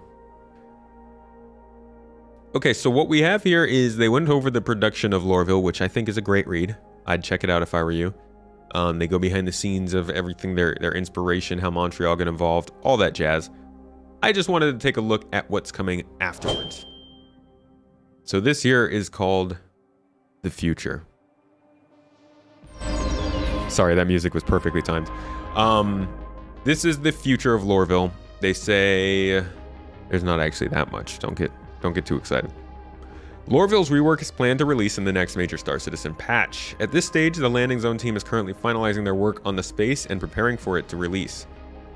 They said, we're putting the final touches like advertisements inside the city. We also need to improve the frame rate performance in the city. Bet we can all attest to that, which will be achieved mainly by creating levels of detail on objects. With Star Citizen's first city settling new quality standards, what's next for Gwendon and his team? He said, my team is scheduled next to work on a proof of concept for the building interiors mandate, which will eventually affect every landing zone in the system. So what was initially referred to as a refresh of an older location has effectively become a full rebuilding with a new layout, assets, locations, and tech. I titled my own video about it that it was bigger than I thought it would be. This was definitely a bigger rework than I thought they would do. I thought they were just going to update the buildings, really. So it's pretty cool. And again, I'd go read about it if you want to. But that's really all with Lorville that they had to say. Thought we'd move on to... They also go over all the Anvil... Is it Anvil? Yeah, all the Anvil ships here. Including ones not released. And then they talk about the company that originally settled in Pyro. This is the whole reason the system is called Pyro. Pretty nice little dose of lore. I would either get this and read it or wait for the Astro Historian's summary on it, because I'm sure it's going to be a good read. But we're going to go down to the end here. And I just want to read this passage that talks about the station. This is the main landing zone in the game. It's big. It's not very inviting looking. They've got like little shanty towns floating outside the station. That's just how bad the infrastructure is. And this is like a place that generally normal people don't find themselves. This is like, you don't go here unless you've got a good reason to be there. So they've been teasing this a bunch, and giving us a lot of shots of it. Obviously a lot of pyro hype. They like doing that. But it does seem like they're focusing a lot more on narrative and lore as we get into pyro, and even with the Stanton system. So I thought I'd read this, just if you happen to be watching this stream, and maybe one sentence here ends up being a nugget of info that sticks out to you later when you're playing the game, and you see something that you recognize. So, in 2510, a pyrotechnic amalgamated security force hunting an outlaw crew ran deep space scans that returned an unusual result. The company dispatched an exploration ship that discovered a jump into a new system. Scans showed a promising asteroid belt, but no habitable planets. Financially strained, Pyrotechnic Amalgamated decided not to pursue interests in the system.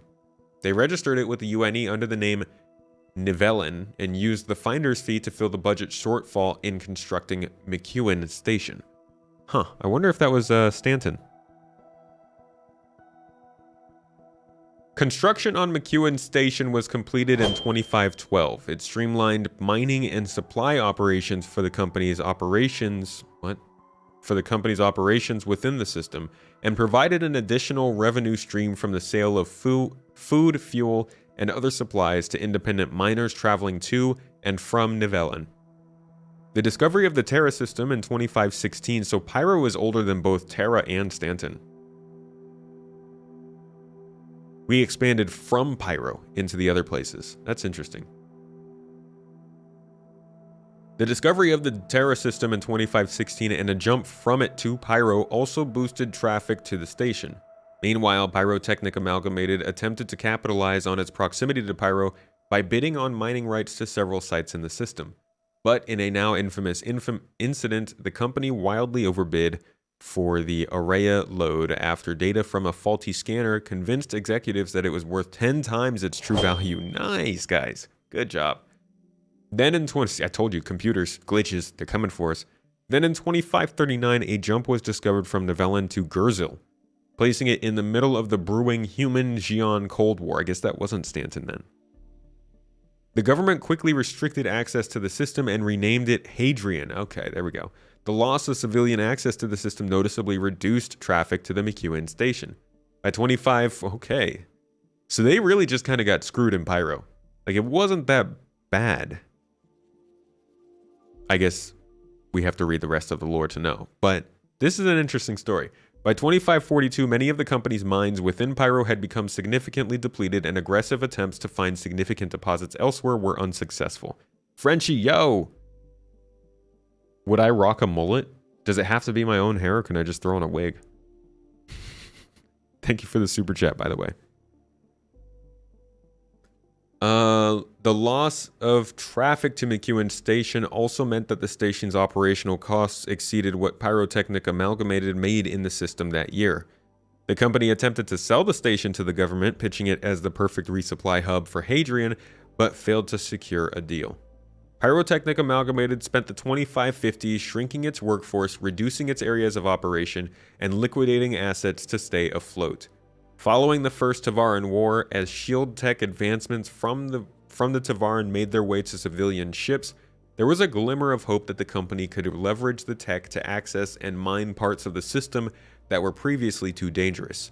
Yet, the new shield tech also meant outlaws could more easily survive and thrive within the system. Having drastically reduced its security forces as a cost-saving measure, Pyrotechnic Amalgamated ships found themselves under constant attack, which made exploiting those meager and hard-to-reach resources not worth the cost. In its desperate last days, the company stripped anything of value from McEwen Station and abandoned its operations there, leaving the station in ruins. The name Ruin Station was bestowed upon it by outlaws and squatters. In 2563, the company finally declared bankruptcy, but would not be forgotten thanks to the discovery of the system that shares its name. Honestly, I like it. as a super obscure piece of lore for the game, to be honest, like how many people are gonna know that kind of thing? I guess they could put like data pads and stuff in the system, but how many people in 5 years are gonna learn that kind of info? That's a pretty solid story. Company just kept making poor decisions after getting a little bit too excited about space stuff. Sounds like freaking CIG, right? Dewstorm, you're also asking about the mullet? Guys, what did I say? If a wig would be acceptable, I'll give it a. I can't confirm. Mrs. Tomato's gonna have to have a say on that. God dang it, Punji. Guys, this is the super chat theme for the day. Just asking if I'm gonna wear a mullet. Mirai is a new ship from Misk. Obviously with the logo there. I think the lore is applicable. Honestly, I like it too. Yeah, I mean, that makes sense, and I think I appreciate the nuance of how it was discovered before Terra. Because if this place was discovered after Terra, it would have been way different. That's cool. So that's the lore. That's the jump point. I hope you guys found that a little bit interesting. I think that last part was really good. Pyro Company should sell ship JPEGs. Honestly, yeah, they probably should have sold JPEGs of that space station they wanted to build. Mullet next stream? What are you gonna ship it out here? I don't even think I can get a mullet out over here. I've never seen someone with a mullet.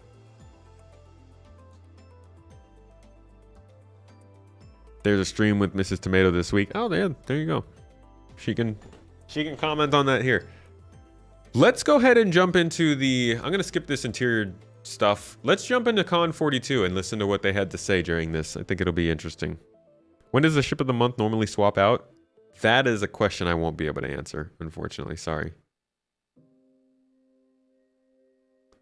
Racer. Might be a racer. All right. Content für die Leute, die hier waren. How's the volume again? Is it passable? Got it up about as high as it can go. Ja. All right, let's get to carve terrain, to when we put out extent, will players. Wow, da ist eine Kamera. So, the first question that we have prepared is to Dan. To what extent will players be able to change the environment, planet surface? For example, will we be able to drive tunnels into mountains or level hilly terrain? Or will that happen automatically when we put outpost base modules somewhere? I'm going to speed it up a little bit. in the very short term, it already happens with our tools automatically. It's when you place outpost on the planet, it automatically levels terrain to do this. Regarding being able to carve terrain, build tunnels and all this stuff, not in the near future in any way, but who knows eventually. But yeah, it's I would hope not. Foreseeable plan right now.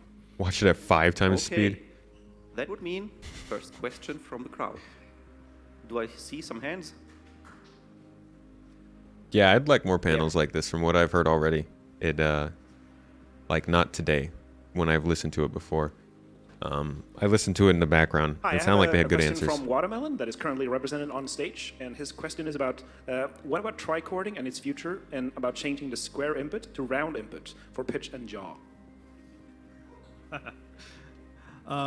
Okay, so we're still trying to figure out whether we keep tricording in the game or not, because in a competitive sense, it has a couple of problems. Have you ever played with a gamepad?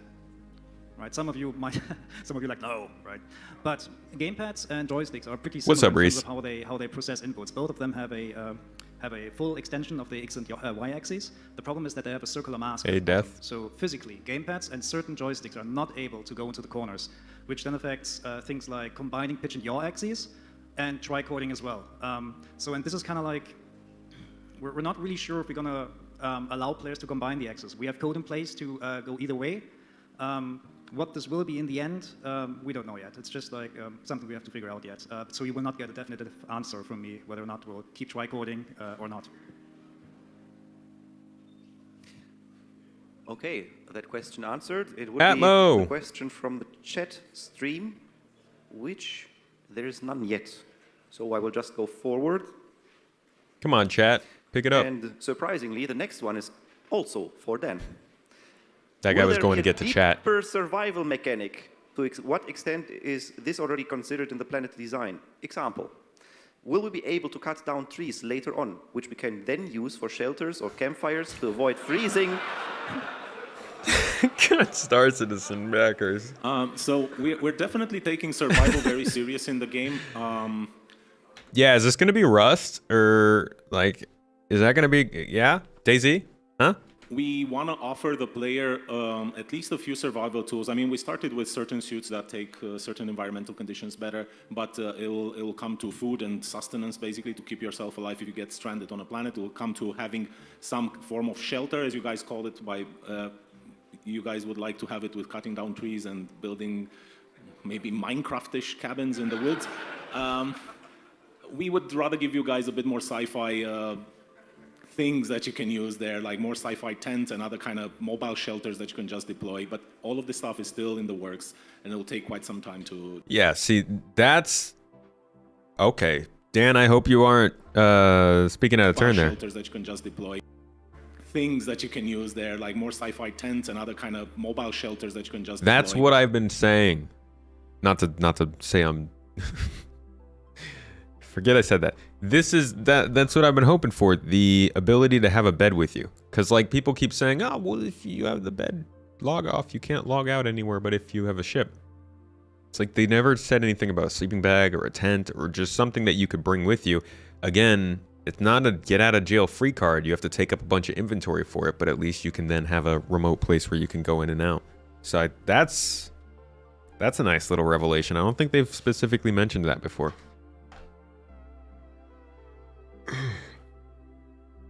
Oh, Willie, I don't think gamepads are noobing it down necessarily. I personally love playing on the noob pad or the... Oh, I can't even continue the sentence after that. Called it a noob pad. I like gamepads. They're comfortable. They're a little nicer to play with. But all of this stuff is still in the works, and it will take quite some time to Say oopsie. To go to work. Thank you for that. So, crowd. Whoop, whoop, whoop, whoop. I don't know how to reach you. Just a second. From behind. Oh, thank you. Hi. Oops. I wanted to ask. True. At the moment, It doesn't mean it's competitive, but I wouldn't say it's necessarily for the sake of noobs. Did I just disconnect my keyboard? when you salvage something, you get a salvage material, but this is bound to the player at the moment. So if you try to do group play and try to sell it, maybe multiple salvage ships and one transportation ship, it's marked as stolen cargo. And I wanted to ask if it's an intended feature at the moment, or if it's just something that went unnoticed or something because it's really blocking the multiplayer gameplay of salvaging with multiple ships and transporting it. Short answer, that's not intended. So in the future, we want to allow groups to do their errands in a group. That means that the ships that are actually salvaging the resources, that you can then transport off them onto a cargo ship, and then someone else sells them and you share the profit. But right now there are like still some systems missing for that, right? And yeah, definitely. but we are working on that, and it is planned from our side that you will be able to do that. That, I think that kind of, it's not exactly related to the salvage team because that's more of a cargo thing, I think, but that adds to the feeling of this still being tier 0. The fact that like we can't just freely give it to somebody to go sell, and I understand they've got limitations there, but that is something that would have been nice to have had figured out before the feature came out. You like noob pads, but that's funny. What's up, Belgium? How you doing, Alex? I have one question out of the stream, which is also about salvaging. Harry Hurtig is his name. What are the plans for salvage? Will there be a special laser hull scraper to extract a specific material? Or will all scrapers be able to salvage every kind of hull material? That's a good one. So this is something that I cannot really answer yet, because first we have to gotta finish define the different figuring it out. materials, and then we have to see if it is actually necessary to create different scrapers, because hull scraping is just one part of the salvage mechanic, and I don't think that like overextending on this segment is actually necessary, because all the following parts or all the following aspects of salvage, they will get more complicated. So this is still something for us to see what actually makes sense from a gameplay point of view, because like the reason why salvage is, or hull scraping is the way that it is right now, is because we needed a good or a relaxing counterpart to all the other mechanics that we had. And I think it is quite nice that we have this change of gameplay there, and yeah, I don't know if it's actually necessary to break that up right now. Thank you. Yogi, a question for you. All right. What is the status of implementing ship armor? Ship what? Armor. Ship armor. There is a functional Gladius prototype with some physicalized armor, but the pipeline of the game is not yet set up yet to scale this up to a lot of ships, so it's still a while out. Oof. Yeah, that's basically all I can say about this at the moment. You never know what a while means for them, but yeah, ship armor is, you know, I had hoped we might hear more about it this year, but that sounds like it's a ways away still. We know that there's some issues with the armor treatment currently in the PU. We're thinking about ways to mitigate that in the short term, but it's still a while off. Thank you for that. So, to follow the procedure, My friend, I don't even know what tri-coding is, so I have nothing to say about that. I'm just talking about playing on the gamepad. Do whatever you need to, Robert Space Industries, to make this game competitive, because that needs to be a thing. I'd just like to be able to play on a gamepad. Seen a hand back here from the crowd, way before. There it is, the hand, and there's the person to it. Thank you very much. My question probably goes to Yogi. It's about ship assistance systems or autopilot. I mean, I was driving here to Frankfurt today with my flashy new electric car, and it knows how to keep a lane to warn me from collisions, and eventually, I mean, if we see Tesla's autopilot, it will drive us from A to B without needing to intervene at some point. And I mean, right now we have kind of a, what is it, a 90s state of autopilot in Star Citizen, like you put in the speed and it keeps the speed, that's it, right? So will we see something that goes over the 90s technologies very soon or anytime in Star Citizen? Interesting question. So technically, we can just do that because we have an AI system that internally uses actually a class that is called autopilot to do whatever it needs to do, right? But whether or not we're going to use that to basically take the day-to-day flying task from you, I'm not sure. This is not a call that we could do. I mean, theoretically, we could do this, but whether or not we have that or not, we would need to discuss that with CR, because he's very much involved into the flight model development and whatever you can do in ships. So I cannot answer that, sorry. I would like to add on that a bit. While it's a good idea in real life, there's a very good question of how hands-off do you want to be in this game? Do you want to play it, or do you just want to set autopilot, go to the toilet, go upstairs, walk your dog? I want autopilot toilet gameplay. We can actually add it. Sorry. We can add it, but there will have to be. They're like, yeah, don't walk your dog. A downside to it, as in if you use autopilot, you only go at half the speed and it takes twice as much to get there. But if you're actually a good pilot and you fly, you do all the things perfectly, then you'll get there on time. So we could do something like this. The question is that needed? We can experiment with it. We see if you guys like it. We have Put it in an AI blade.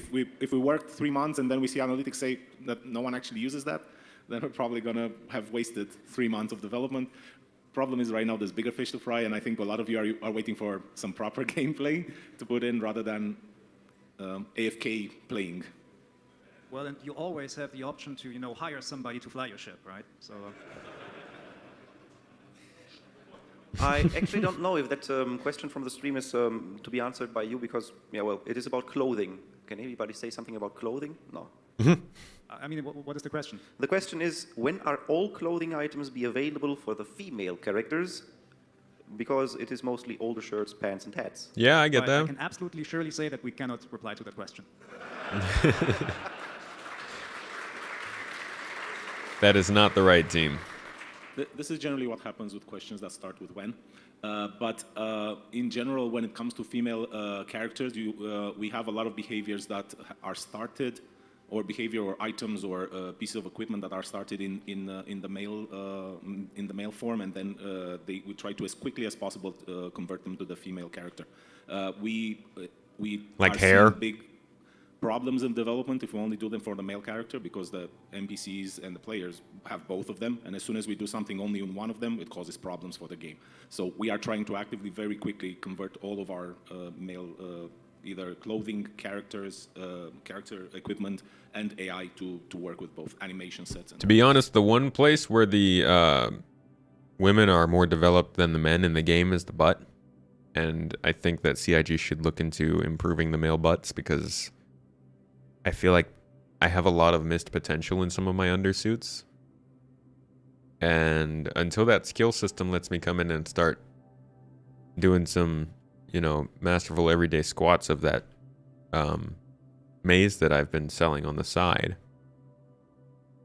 I need them to help me in the star booty department as quickly as possible. Well, what's possible? Well, better than no answer so far. Just a second. I think the one that comes next is again for Yogi. What is the status of rebalancing the different components so that it is possible again to have different ship builds, stealth, damage output, fast jump, etc.? Okay, so a lot of work in terms of component balancing.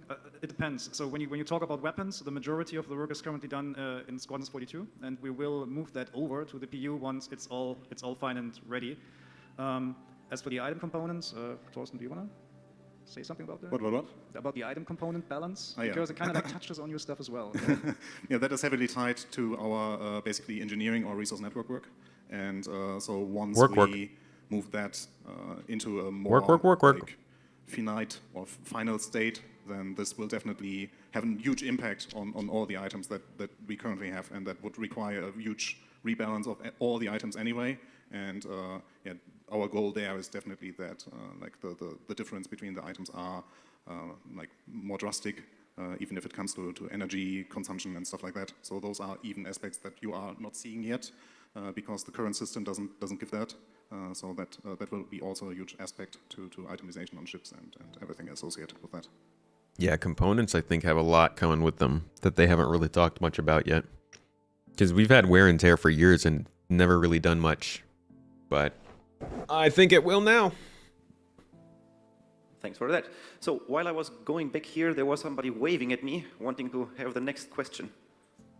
Sorry for my bad English. I am trader. I'm loving trading. And how is the status of trading missions or a real space trucker gameplay? You know what I mean? There are initiatives in this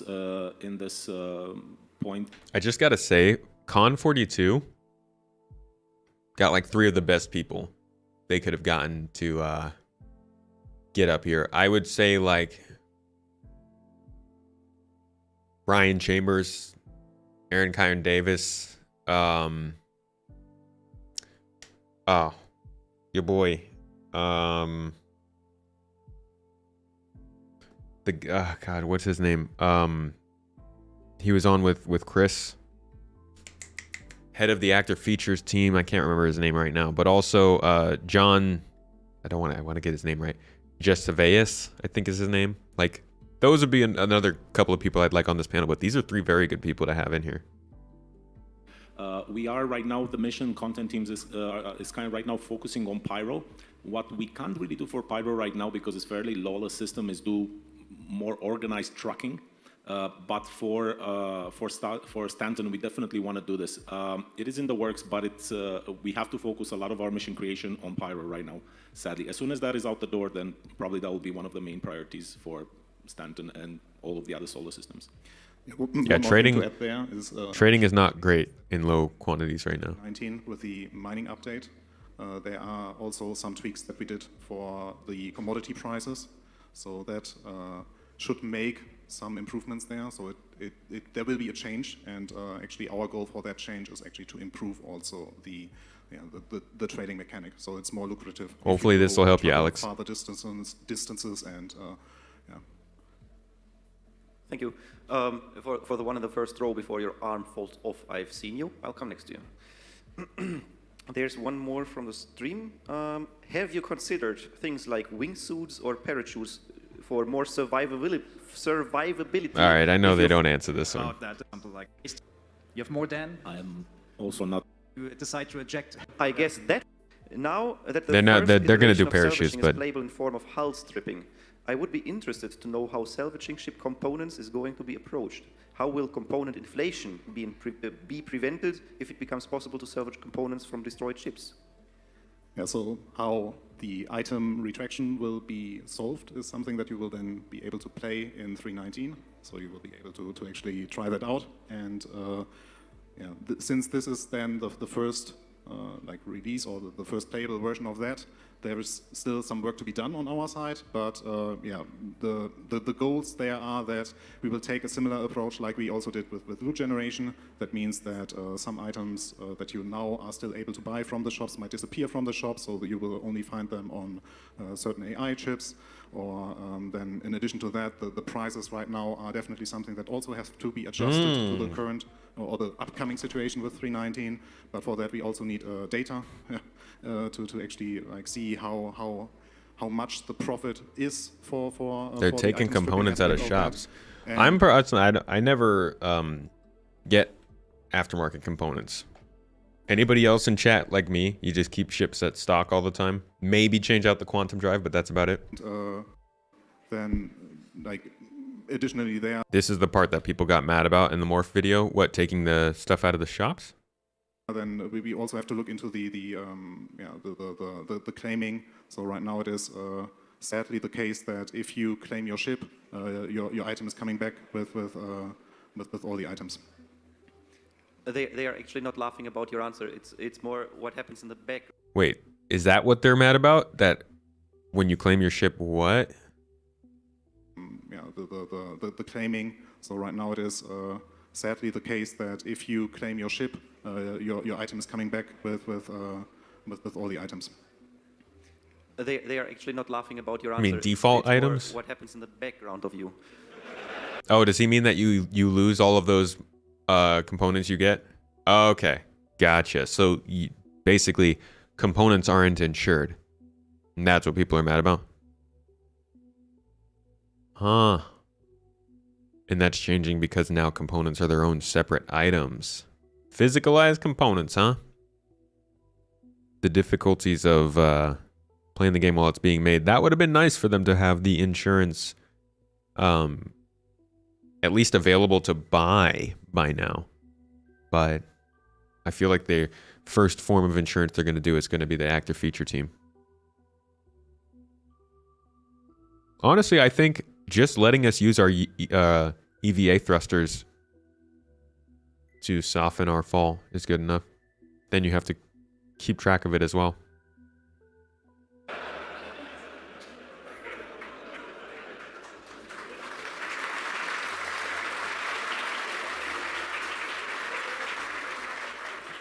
Thank you for that. I thought it was my funny German accent that triggered all of you, but it's not that funny. So there's one more question from the crowd. Hi. We got right now a lot of different ships in the pipeline and released also. We got medic ships, we got combat ships, big, small, whatever.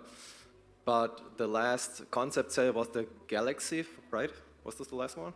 Yeah. And I got this ship right now. I'm really excited about. But in general, how much ships you got in the pipeline as well for the future? We got an end. You say, okay, 10 ships more and then we are done.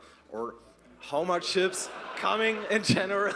Or you think how much ships? Also, sorry to cut this one off, but having to buy components if you lose them, I get that it sucks. It does suck because we die so much. If we didn't die so much to glitches and stuff, it'd make things a lot better because that's a new money sink. That's like they're slowly starting to add money sinks to the game. And then one day they're going to put in the economy and suddenly all those money sinks are going to make a little bit more sense. So I get it with the losing the components. But I do think both, A, having less glitches that blow your ship up and make you lose those components, B, having the ability to easily call for help once your ship is soft death, so to quickly get a rescue with transportation so you can retrieve your components, and 3, what was 3?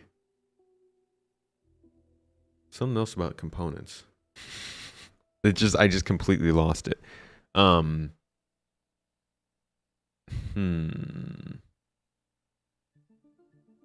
Nope, can't remember. Either way, I think there are a couple things that they got to figure out for this pretty quickly, but we'll see what happens. The glitches and bugs have to be minimized. Yeah, that's unfortunately just not going to be a thing. Oops. Oh no. What the? Yeah. Oh, god dang it. Well, that's gravity, right? So I guess that answered everything. Is playable in form of hull stripping. Okay, we're fairly close. For edition right now with it's more. There's one more. So we got was the right now. I'm really excited about. But in general, how much ships you got in the pipeline as well for the future? We got an end. You say, okay, 10 ships more, and then we are done. Or how much ships coming in general? Or you think how much ships will coming after the Galaxy at the concept sale?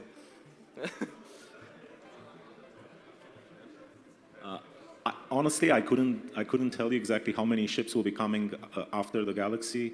I think the ships are more or less the soul of this game, and I'm sure we'll be having new ships getting added to the game once we're version 1.0, once we're version 2.0, 3.05. I don't think they can get sued. I don't know if it's in their terms of service, but they might have in their terms of service that a ship could be maybe not lost from your account, but lost from in-game.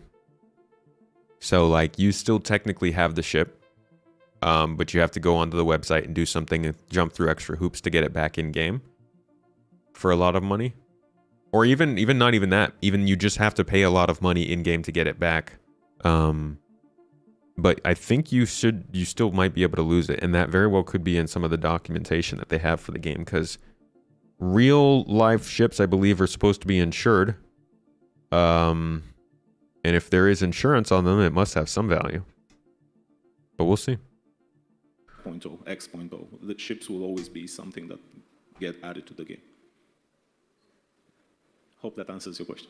Honestly, I think if that is something that turns you off of the game, it would be a good idea to get clear on that, because I think that it very well is a possibility. They have insurance on these ships, and you are meant to not, I mean, just like Elite Dangerous, not fly without buy, or don't fly if you can't buy, or something like that. I don't know. So I'm guessing the way that it'll work is if you have insurance, you get your ship back immediately, and if you don't, you have it how it is right now. You have to pay a claim or wait. Doesn't seem that crazy to me. But obviously the insurance and stuff is going to need to be figured out if that's going to work well. And CIG is probably still unsure on that. They haven't figured out all the ins and outs, but I think that's similar to how it's supposed to work. They did not say that you would lose your ship or components that you bought with real money. They also did not say components you buy at the shop will not be insured. It will be the extra special loot part. Are you talking about the game right now or the game later? They said that you can't lose your ship with real money. Just to be clear, we're talking about like a ship being able to be blown up and you can't just spawn it immediately again, right? I don't think that's too crazy. Because if you have that, I don't know. If you get unheard of protection like that for a ship just because you spent it with real money, then the game really does start to become pay to win. Imagine you're facing off with somebody in space. You both have the same exact ship. They earned theirs in game. You bought yours with real money. You guys end up blowing each other up and you can get your ship immediately while they have to wait because they didn't spend real money. I don't know. I think when I spent money on this game to get ships, I was not expecting any sort of advantage or special sort of deal with those ships. As long as I never lost them from my ownership, I think that's fine. But I don't think they should be treated special like that. They repeated many times that all items purchased through money can never be lost in game. So we're talking about different things, I think, when people are saying lost. When I say lost, I don't mean you can't get it back. For instance, a solution a lot of people have mentioned when it comes to the subscriber store is that, like, you can lose your subscriber items. They're gone. You don't have access to them, but you can go to an in-game store and buy them back. So yeah, they might be insured, which means that you get them back for free, they get delivered to you, whatever. But if they're not insured, you don't get them back and you have to go and find them and buy them again. I think that's a pretty solid solution for that kind of thing. They cover base cost and replace any mods. Yeah. Maybe that's how they do it.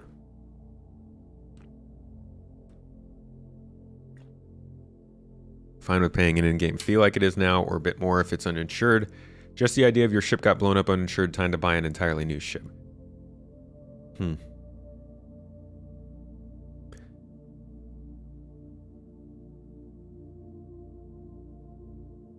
Claim time. Oh, you can claim it because it's insured. I see.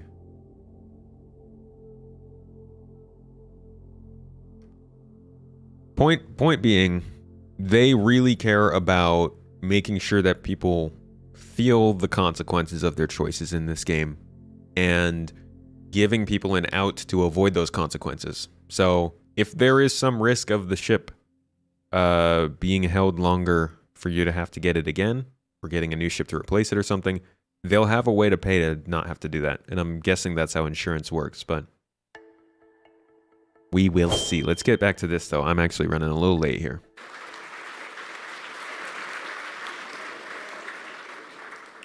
Well, I am taking right now 2 questions from the stream because there's one thing that really confuses me too. What's the melon for?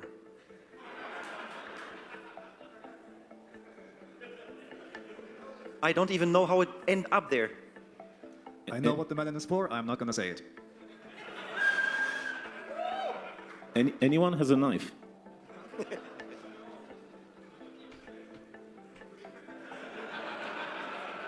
Did you see that the melon actually has a face? Should turn it around. Hang on. What's this?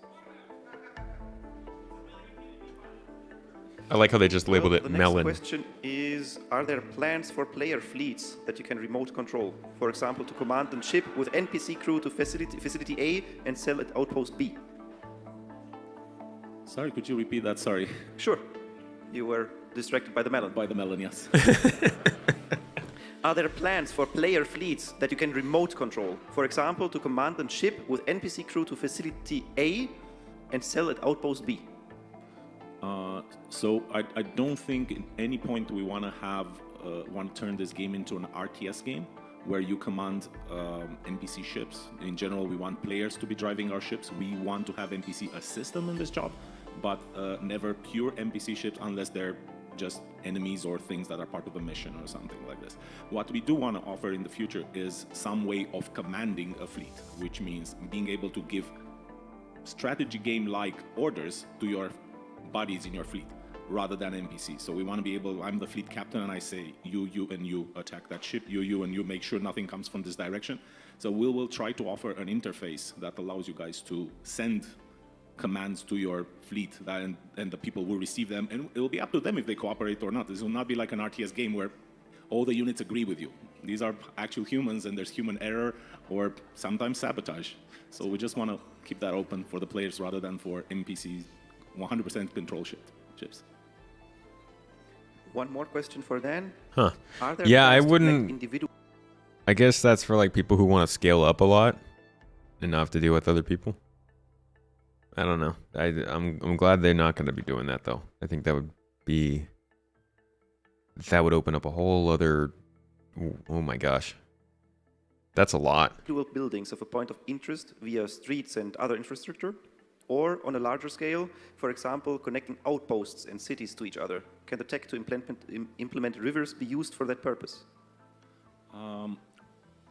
We have some of our tech guys that are already looking into how to build what we call our road tool. The rivers are indeed a start, and they've offered a lot of insight in how we will build this tool.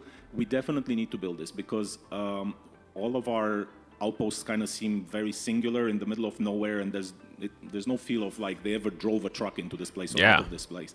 So we definitely want to do this, but I never even thought that vehicles were a consideration with these outposts, besides the pads they have. Considering how far apart our outposts are on the planet, that tool will take some time to build, and it's not as simple as just putting a spline between 2 points, because it needs to cover the terrain of the planet, the curvature of the planet. It needs to take into consideration what it's built on. A road in the desert doesn't look like a road in the jungle, and it might be the same road that crosses 10 biomes to get to where it needs to. So we are looking into this. Is definitely something we need. Thanks. Gosh, I wonder how, we've talked about 20 kilometers maybe between bases, but I wonder what realistically they're going to do to make it feasible to take a road somewhere. Next one from the crowd who did want to ask something. It's quite impossible for me to reach. Hi, my name is Frank.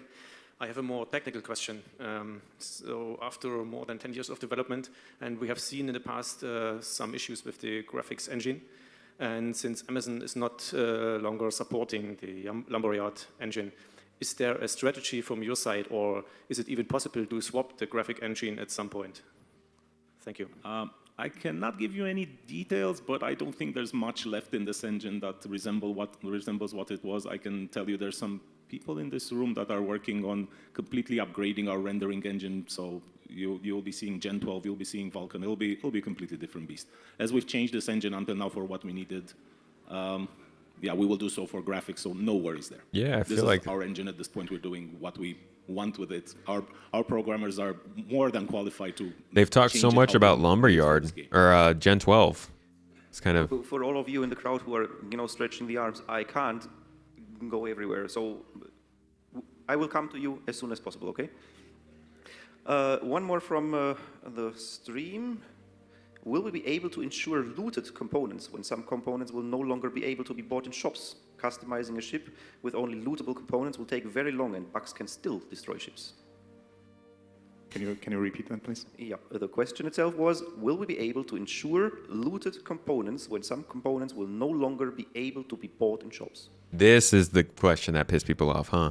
Didn't I say that already? So yes, there will be some components that will not be cannot buy. I think the question is whether they will be able to insure the ones that they've looted, because they're not available in shops. And I think right now there is no plan to do so. If you get some rare components that you just looted from somewhere, then be very careful where you use them. And they will become valuable, and they'll usually have some better stats, and they'll be of a different quality, and you'll have to... You see people shaking their heads, getting the tomatoes ready.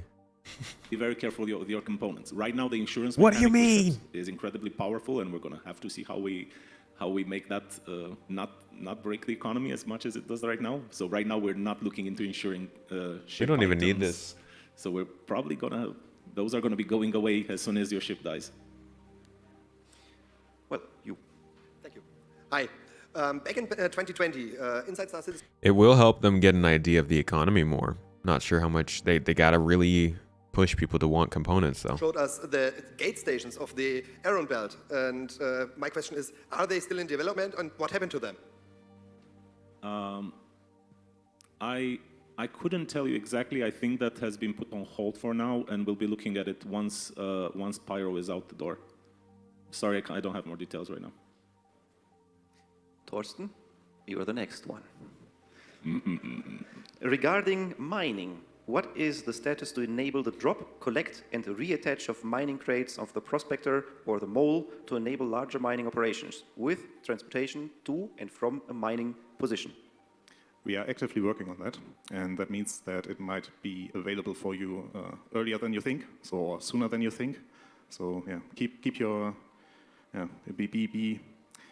be very observant in the next patch. Wait, what is the question? I missed it. To enable the drop, collect, and reattach of mining crates of the bags, the sacks, as they call them. In the next patch, what?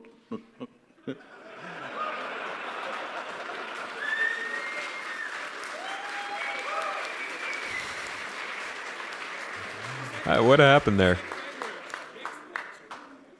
Yeah, no one heard that.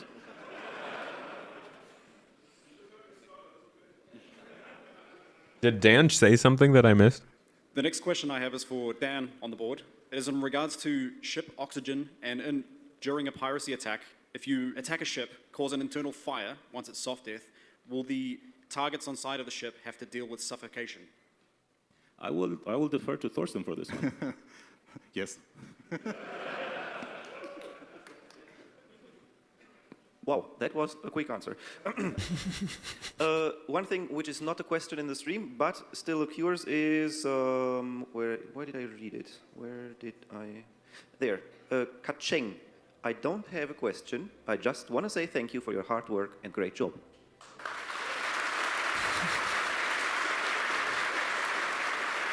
Saddlebags in 2.20. What patch is that? All I have to say to that is thank you for your amazing dedication over the years. We could really have not done this without you. 3.20. I get you. You guys are amazing. You think so? You don't think they'll make it for 319? Here's another one. Any new information on player-driven shops, like the Banner Merchant Man or Kraken Private? No. None at this point. Sorry. Are there plans to implement an option to set a specific tax rate for players that are members of an organization, so all their members are automatically contributing into an account that is in possession of the leadership? Oh man, That's directed to Dan. We need some org tools. I would say this is something we are looking into. We'll have to experiment. We would like to give this tool, but we'll have to see how it gets used. Generally, we've seen it in other games. It's a tool. It's a tool that generally can help organization of bigger structures. It's kind of weird to have to ask for money from all of the members of our organization, and they have to pay it manually. Generally, we think it's a good tool, but we will try to implement it. Yeah, it is. And see how that plays. I think before that, what we need to do is do a proper implementation of organizations, and that's probably where this piece will be part of that bigger organization. That was something they wanted to do before persistence. Rework. Gosh, we need that. It's so like. There's so many things to consider when trying to ask people for like money based on orgs work. Not even asking for money, even like running an event and then taking a cut of that event for the org is a tax. And trying to make that a thing when it's not functional in game is really difficult. Thank you. So since we have in Quantum Drive only waypoints to navigate to, do we have maybe in the future somehow a free flight feature? Quantum, what's it called? Quantum boosting. I just have to think whether or not that's public info, but if you've seen the segment with Rich Dara and CR in the last CitizenCon, there is mentioning of quantum boost, which is working independently of set waypoints. Yes. So I guess yes. Yes. Yes. I posted that on Twitter when they said that at CitizenCon, and it was still pointed out that they might not have actually meant free travel. But finally, this is it. Yogi just confirmed we get free travel at maybe not quantum speed travel, but quantum boosting speed travel, which means flying to new locations on planets and moons is going to get a lot easier. Of quantum boost, which is working independently of set waypoints. So I guess yes. I have one for Yogi. Okay. Will Star Citizen get Dolby Atmos and Dolby Vision? Dolby Atmos is becoming more and more prevalent in the living rooms of gamers and would significantly improve the game's sound. Okay, so by pure accident, I actually checked with the audio director, and yes. Gunslinger, thanks for the sub. Dolby Atmos and Star Citizen, that's cool.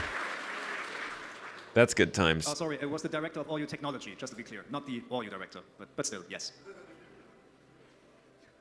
Well, I don't find one in the chat that could be directed to you. So, who is willing? There. Whoa, out of the technic room. So I got one for Yogi. How is the status, or how can I say it right? But how is the status on scanning? Because with Pyro, we're getting really vast, really big universe, and we need somehow a way to find other people. Yeah. Or to come together. So can you say something about scanning, like the Terrapin or Herald or something? Yes, please. Scanning and the radar system is something I'm not involved with, so I cannot really give a good answer to that. Sorry. Please. Okay. When it's another when question. I know you love them, Dan. When will it be possible to change to different outfits with a pre-setup and the click? I like how he said click. As per usual, I can't answer the when, but I want that desperately in the game. It's so needed. It's basic functionality most games have, and as long as you have all the parts of the outfit, you should just be able to load the preset. It's just a matter of us having the time to develop that piece of code. I mean, I assume that's coming with lockers. The priorities and seeing what's more important right now, but I'm pretty sure at some point we'll get to it. And that question answered, Thorsten. Are there plans to incorporate bot models like ChatGPT in the future to enhance the development and maybe even the gameplay experience of Star Citizen, such as assisting players with difficult tasks or helping them navigate through the game? This is going to be the new... Are you guys going to switch to Unreal Engine 5? So, what kind of functionalities and capabilities could be considered? So I think there's someone from the community who did this really amazing video, like using ChatGPT to actually do like this sequence of starting somewhere, traveling somewhere, and then doing the entire process of landing there. And that was quite amazing. So, and yeah, actually this basically sparked our interest. So it's something that we might look into. But, really? Nothing planned so far. The fact that he even said might. Crowd.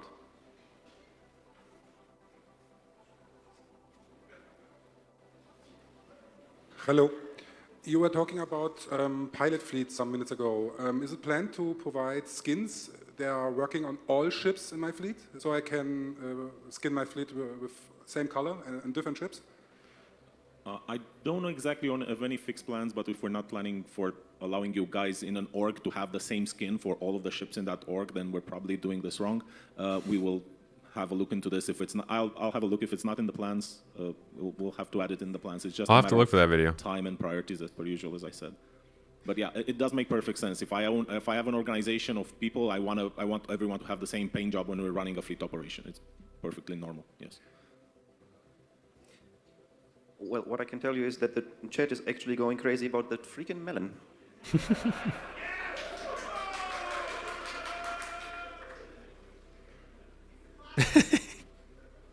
Anticlimactic.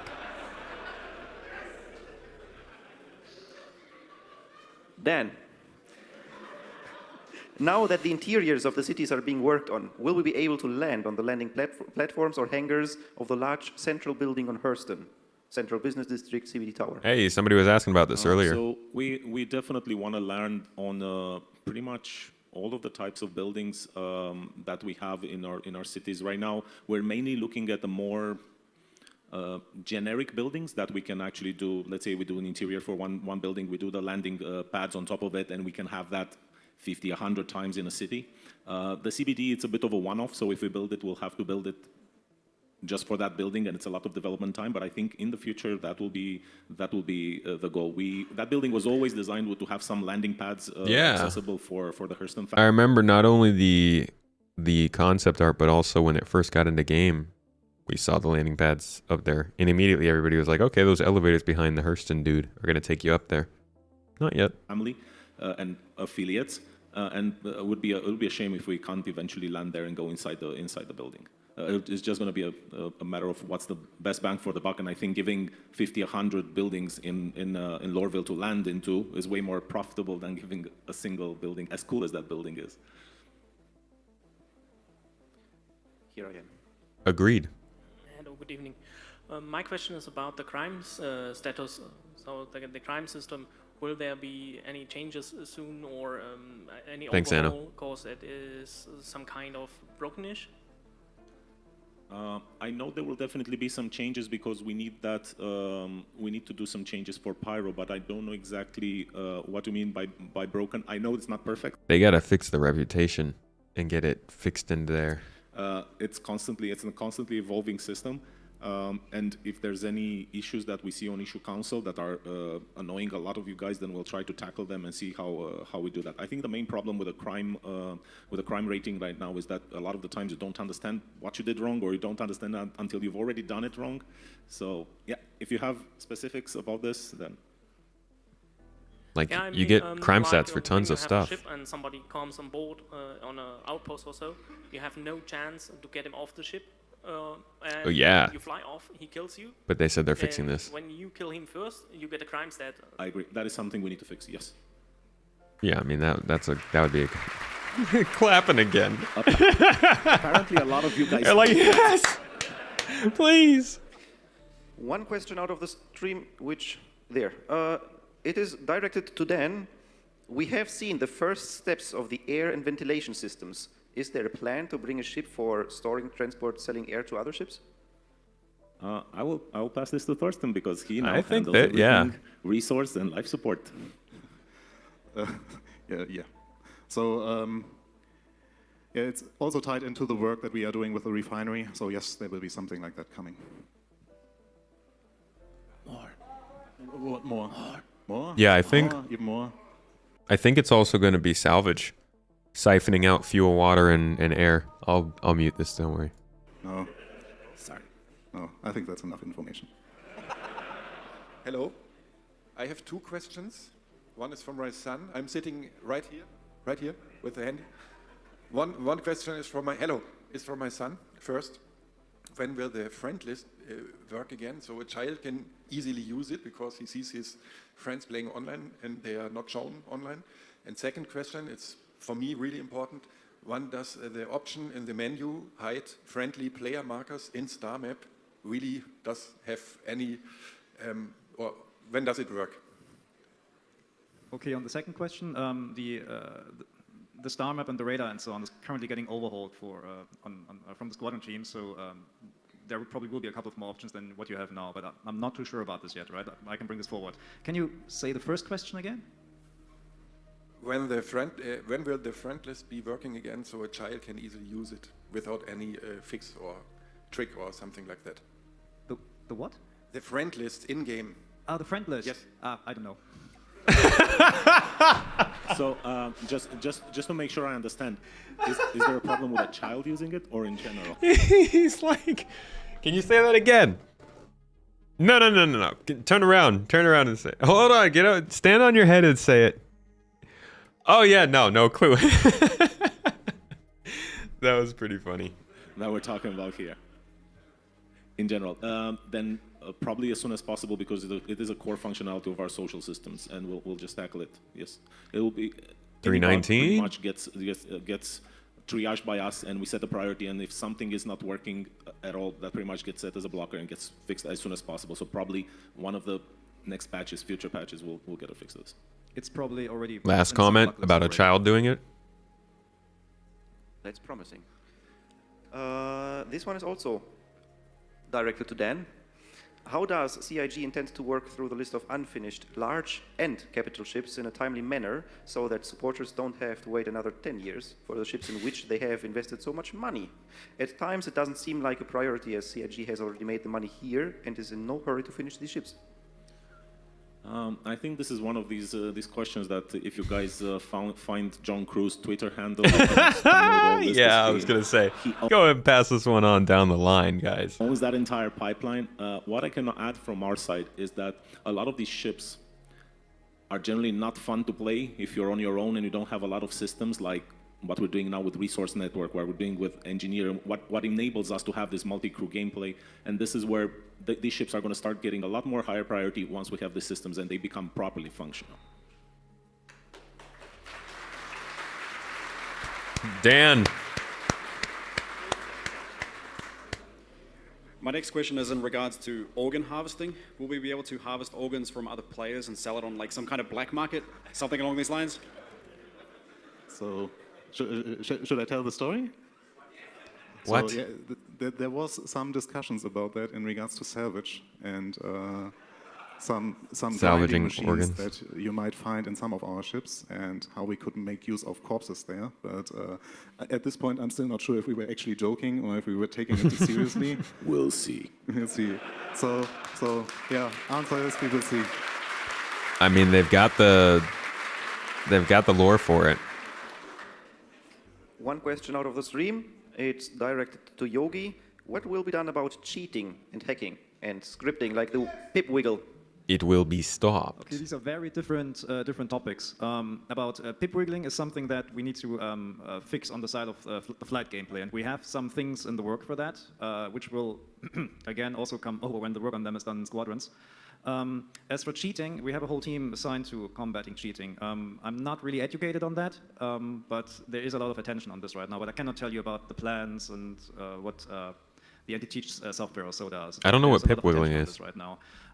We also have some, just from the flight team, we have, for example, some in-game tools, and based on a badge that certain players get, CRG players, which are playing undercover, they can, for example, see what flight parameters are currently used by a player. So if they see, oh, there's somebody who's like pulling a lot of Gs, right? And so they can actually open some debug UI and see that. And if they see, oh, this guy is pulling 200 Gs, something is not wrong there, then this is a good chance for them to get insta-banned. But this is like done on a day, like case-by-case basis. So there's a couple of tools in place.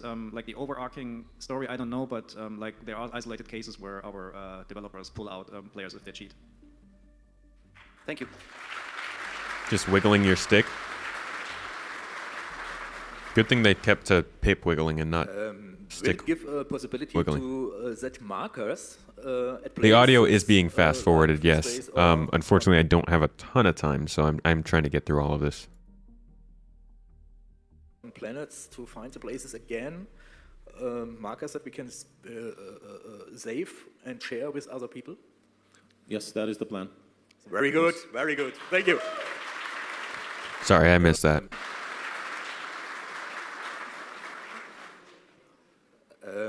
Will it give a possibility to set markers at places like free space or on planets to find placing our own places markers. again, markers that we can save and share with other people? Yes, that is the plan. That, Very I think, good. is when we're going to start exploration gameplay. I think they're building it very slowly with all the locations and the new props and stuff like that, but as soon as we can save locations and share them, that's both data running and exploration kind of coming into the game at once. Good, very good. Thank you.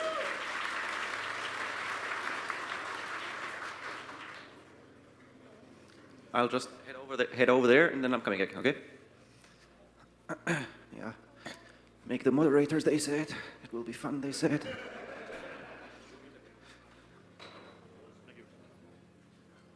Hello. I just wanted to ask what is the current status on data running and hacking? It's a good follow-up. Probably won't talk about it. No comment. Yeah, of course he does talk about it. You like there are certain topics you just know they're not going to talk about. What's up? With some new Bowls? mission types in the pipeline for 3.19, will we have a trade or cargo transport mission soon? We are working currently on cargo transport missions as we speak. As you guys know, we are heavily working on cargo. The entire cargo pipeline is getting. This is what you guys were upgraded, talking so that about will be earlier coming today. Together with that. I would like to know whether we get the possibility to open doors and close the doors via our mobiglass from our ships. So, for example, I drive with the rover and have the carrack there and then drive there, and I want to open the ramp so I can drive in directly. Beep, beep, beep. Yeah, something like that, yeah, exactly. Because this is none of the stuff with the autopilot, or I'll do it myself, but I just don't want to get out and back in and stuff. That is also something that might be coming with the resource network work that we are doing there. Cool. So it requires some update on the technology that we are. Anno, thank you for being here. The doors. Shout out to the mods. Appreciate you, buddy. So it's a legacy system, and but it's on our to-do list to update that, and then we get more functionality out of that, and that includes also the remote control type of thingy. Can we also make it that This video is about a week old. can we also make when you push the button, you have a big horn like on your ship going off? Like, beep, beep. No. The next one is for Thorsten. Any news on multi-crew stations, especially on larger ships?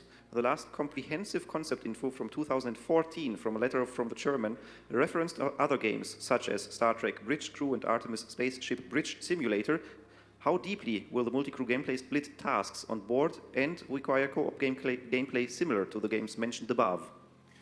So we, like especially for big ships, the goal is there to allow multi-crew and even more make multi-crew interesting. And I think what Star Trek Bridge Crew does, it basically forces you into a certain position. So the seat where you're seated is actually the function that you are facing.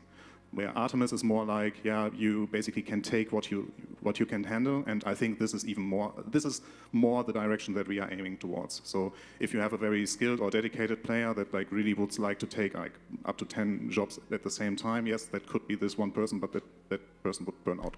This is why when people are like, why do you still follow this game? It's because of stuff like this. Their messaging is super consistent with this kind of stuff. Since they first started working on these things, like you could tell that their focus was on trying to give you freedom to react to problems that you come up with for yourself. Like trial and error, figuring it out, doing what you can, and getting the crew you need for everything else. And again, it pops up here, and it just makes me confident that they're headed in the right direction when it comes to multi-crew. And in general, the design of this whole game of like, make choices, get consequences, make new choices kind of thing. My point of view, so our goal here is we make multi-crew attractive. That means that it is necessary because there's just so much that needs to be handled by. And also, sorry for interrupting. This also, again, speaks towards why hover mode was not correct, because they don't like doing these sort of limitations that they just put on the game. They will try to entice you to use those features or avoid those features. Thus, hover mode should never have been a forced problem that you were dealing with, but rather something that affected your ship based on how you were flying that you could minimize. So it's good to see them doing that here too. It might be too much for one player. So not the forced way like they do in Star Trek Bridge Crew, but more like depending on who you are traveling with, this should scale with the ship. So bigger ships will benefit from bigger crews that actually handle the system. I do hope it works. Well, if we look on the clock, it is almost time. So it will be...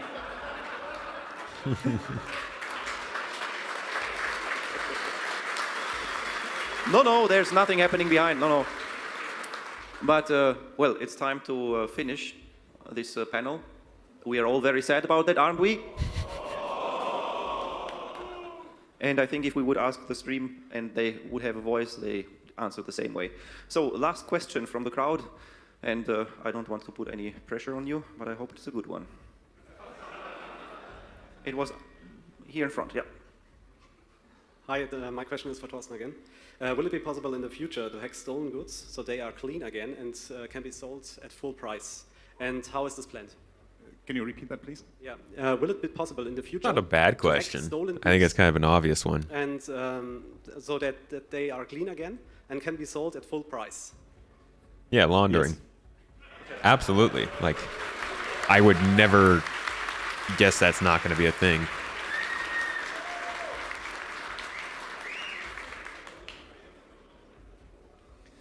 Well, I would say you survived 1 hour of questions. Was that an hour? On a scale from 1 to 10, we had it sped up. How much do you feel tortured? You guys were very nice. You're gentle. Yeah, that was a solid group of questions. There was some really good info in there. Sure. Come on. So we leave Yogi alone? Sorry. Goodbye, Yogi. You gonna hit him with a couple more? Goodbye. We leave you alone. We will answer together. This has already been great. I mean, like, the information that we got confirmed today based on just multi-crew gameplay and gameplay systems has been great. But if there's anybody who's going to be able to answer those questions, these three guys are going to be in that room. Come to the cosplay guy. Hello. If you He's put wearing something full in armor. your ship and that ship accidentally explode, you get a I think it's a 2 SCU container. That's very useful to manage stuff, bring weapons, ammunition to the fight for your crew. Will it be in the future possible to get to buy that containers directly, besides putting something in a small ship and blow it up? Or craft the containers. Oh, I wish you would throw crafting on the end of this question. You're referring whether it's will it be Is it available to possible buy containers to buy in the container, empty ones? empty container Yeah. to put stuff inside? Yeah, we find this very useful, and we're probably going to offer also some containers that will be purpose-built, as in you open them and there's like a gun rack inside, and it's they function more like a locker. Did you guys hear that? Ooh. Rack inside, and it's they function more like a locker. Ooh. Oh, he got people in the back going, "Hey, did you hear that?" That's funny. Ooh.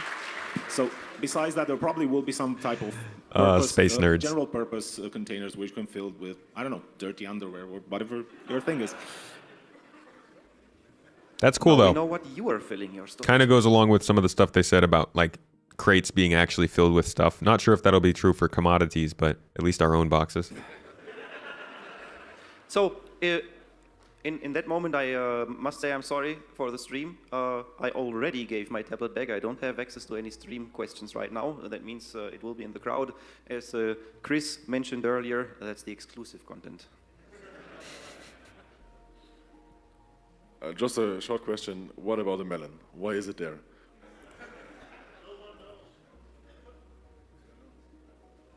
What melon? I have the feeling that some people in the audience might know. Yeah, just ask over there somewhere. They will know. I think they are quite entertained about the melon, so they might know. So I think it's over there, the answer. I have two questions. First, you was talking about the 2 SCU box. Would be able to give it a name?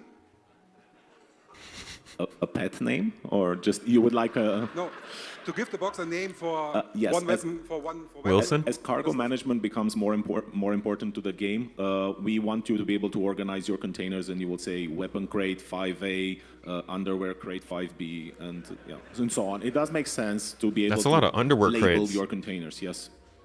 Thank you. Do you plan to wipe the money with 319?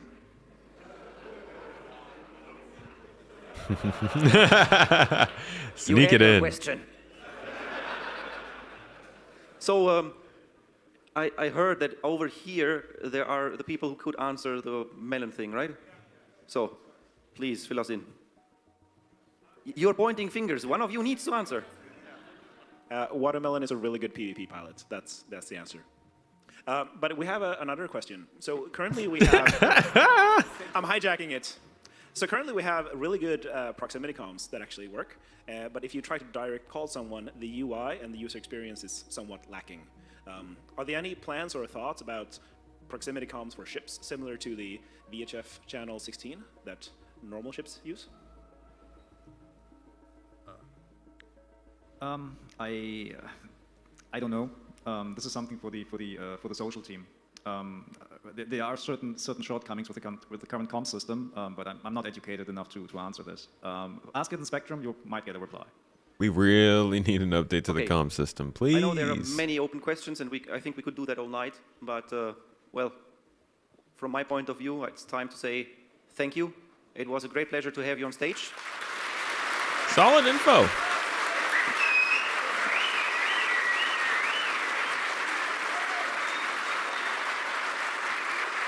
Can we do some stuff like standing ovations?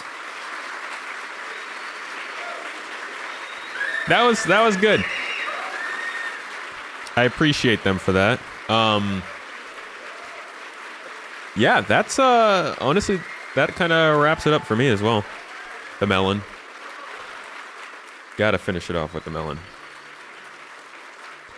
That was some good info. Not gonna lie, that was more good info than you could get on a monthly report at times. So, some good confirmation there with gameplay stuff, exploration gameplay, cargo gameplay, missions, and more. So I look forward to all that stuff that they mentioned. I hope we get to hear more about it in more official context. ISC, Star Citizen Live, stuff like that. Monthly report, roadmap tracker. But either way, that was pretty good. I hope you guys enjoyed this overall stream. Looking at features coming up, jump point, recent videos. This is the kind of thing we usually do on Monday streams. Try to go over the news or whatever was going on in the last week and just sit and talk and answer questions and kick back and chat. So thanks everybody, if you are here, for coming through and being a part of it. These are always good fun, and I really appreciate being able to do this with y'all. I'm gonna throw you on a raid.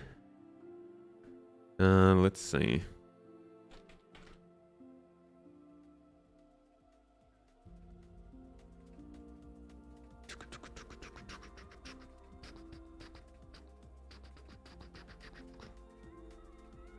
Let's see. I don't even see myself on Twitch. Oh, there we are. You know what? It's been a while since we've raided Moist Noodle. I'm gonna send you all over there. Go check out some, probably some combat he's doing in Star Citizen. Again, I hope you all had a good time here. We'll likely see you on Wednesday with Mrs. Tomato. We'll be doing some gameplay, so make sure to stick around. Check that one out. Check out the new video. It's linked in the YouTube chat, but also on the YouTube channel, obviously. And again, hope to see you on Wednesday. Have a good time, folks. Peace out.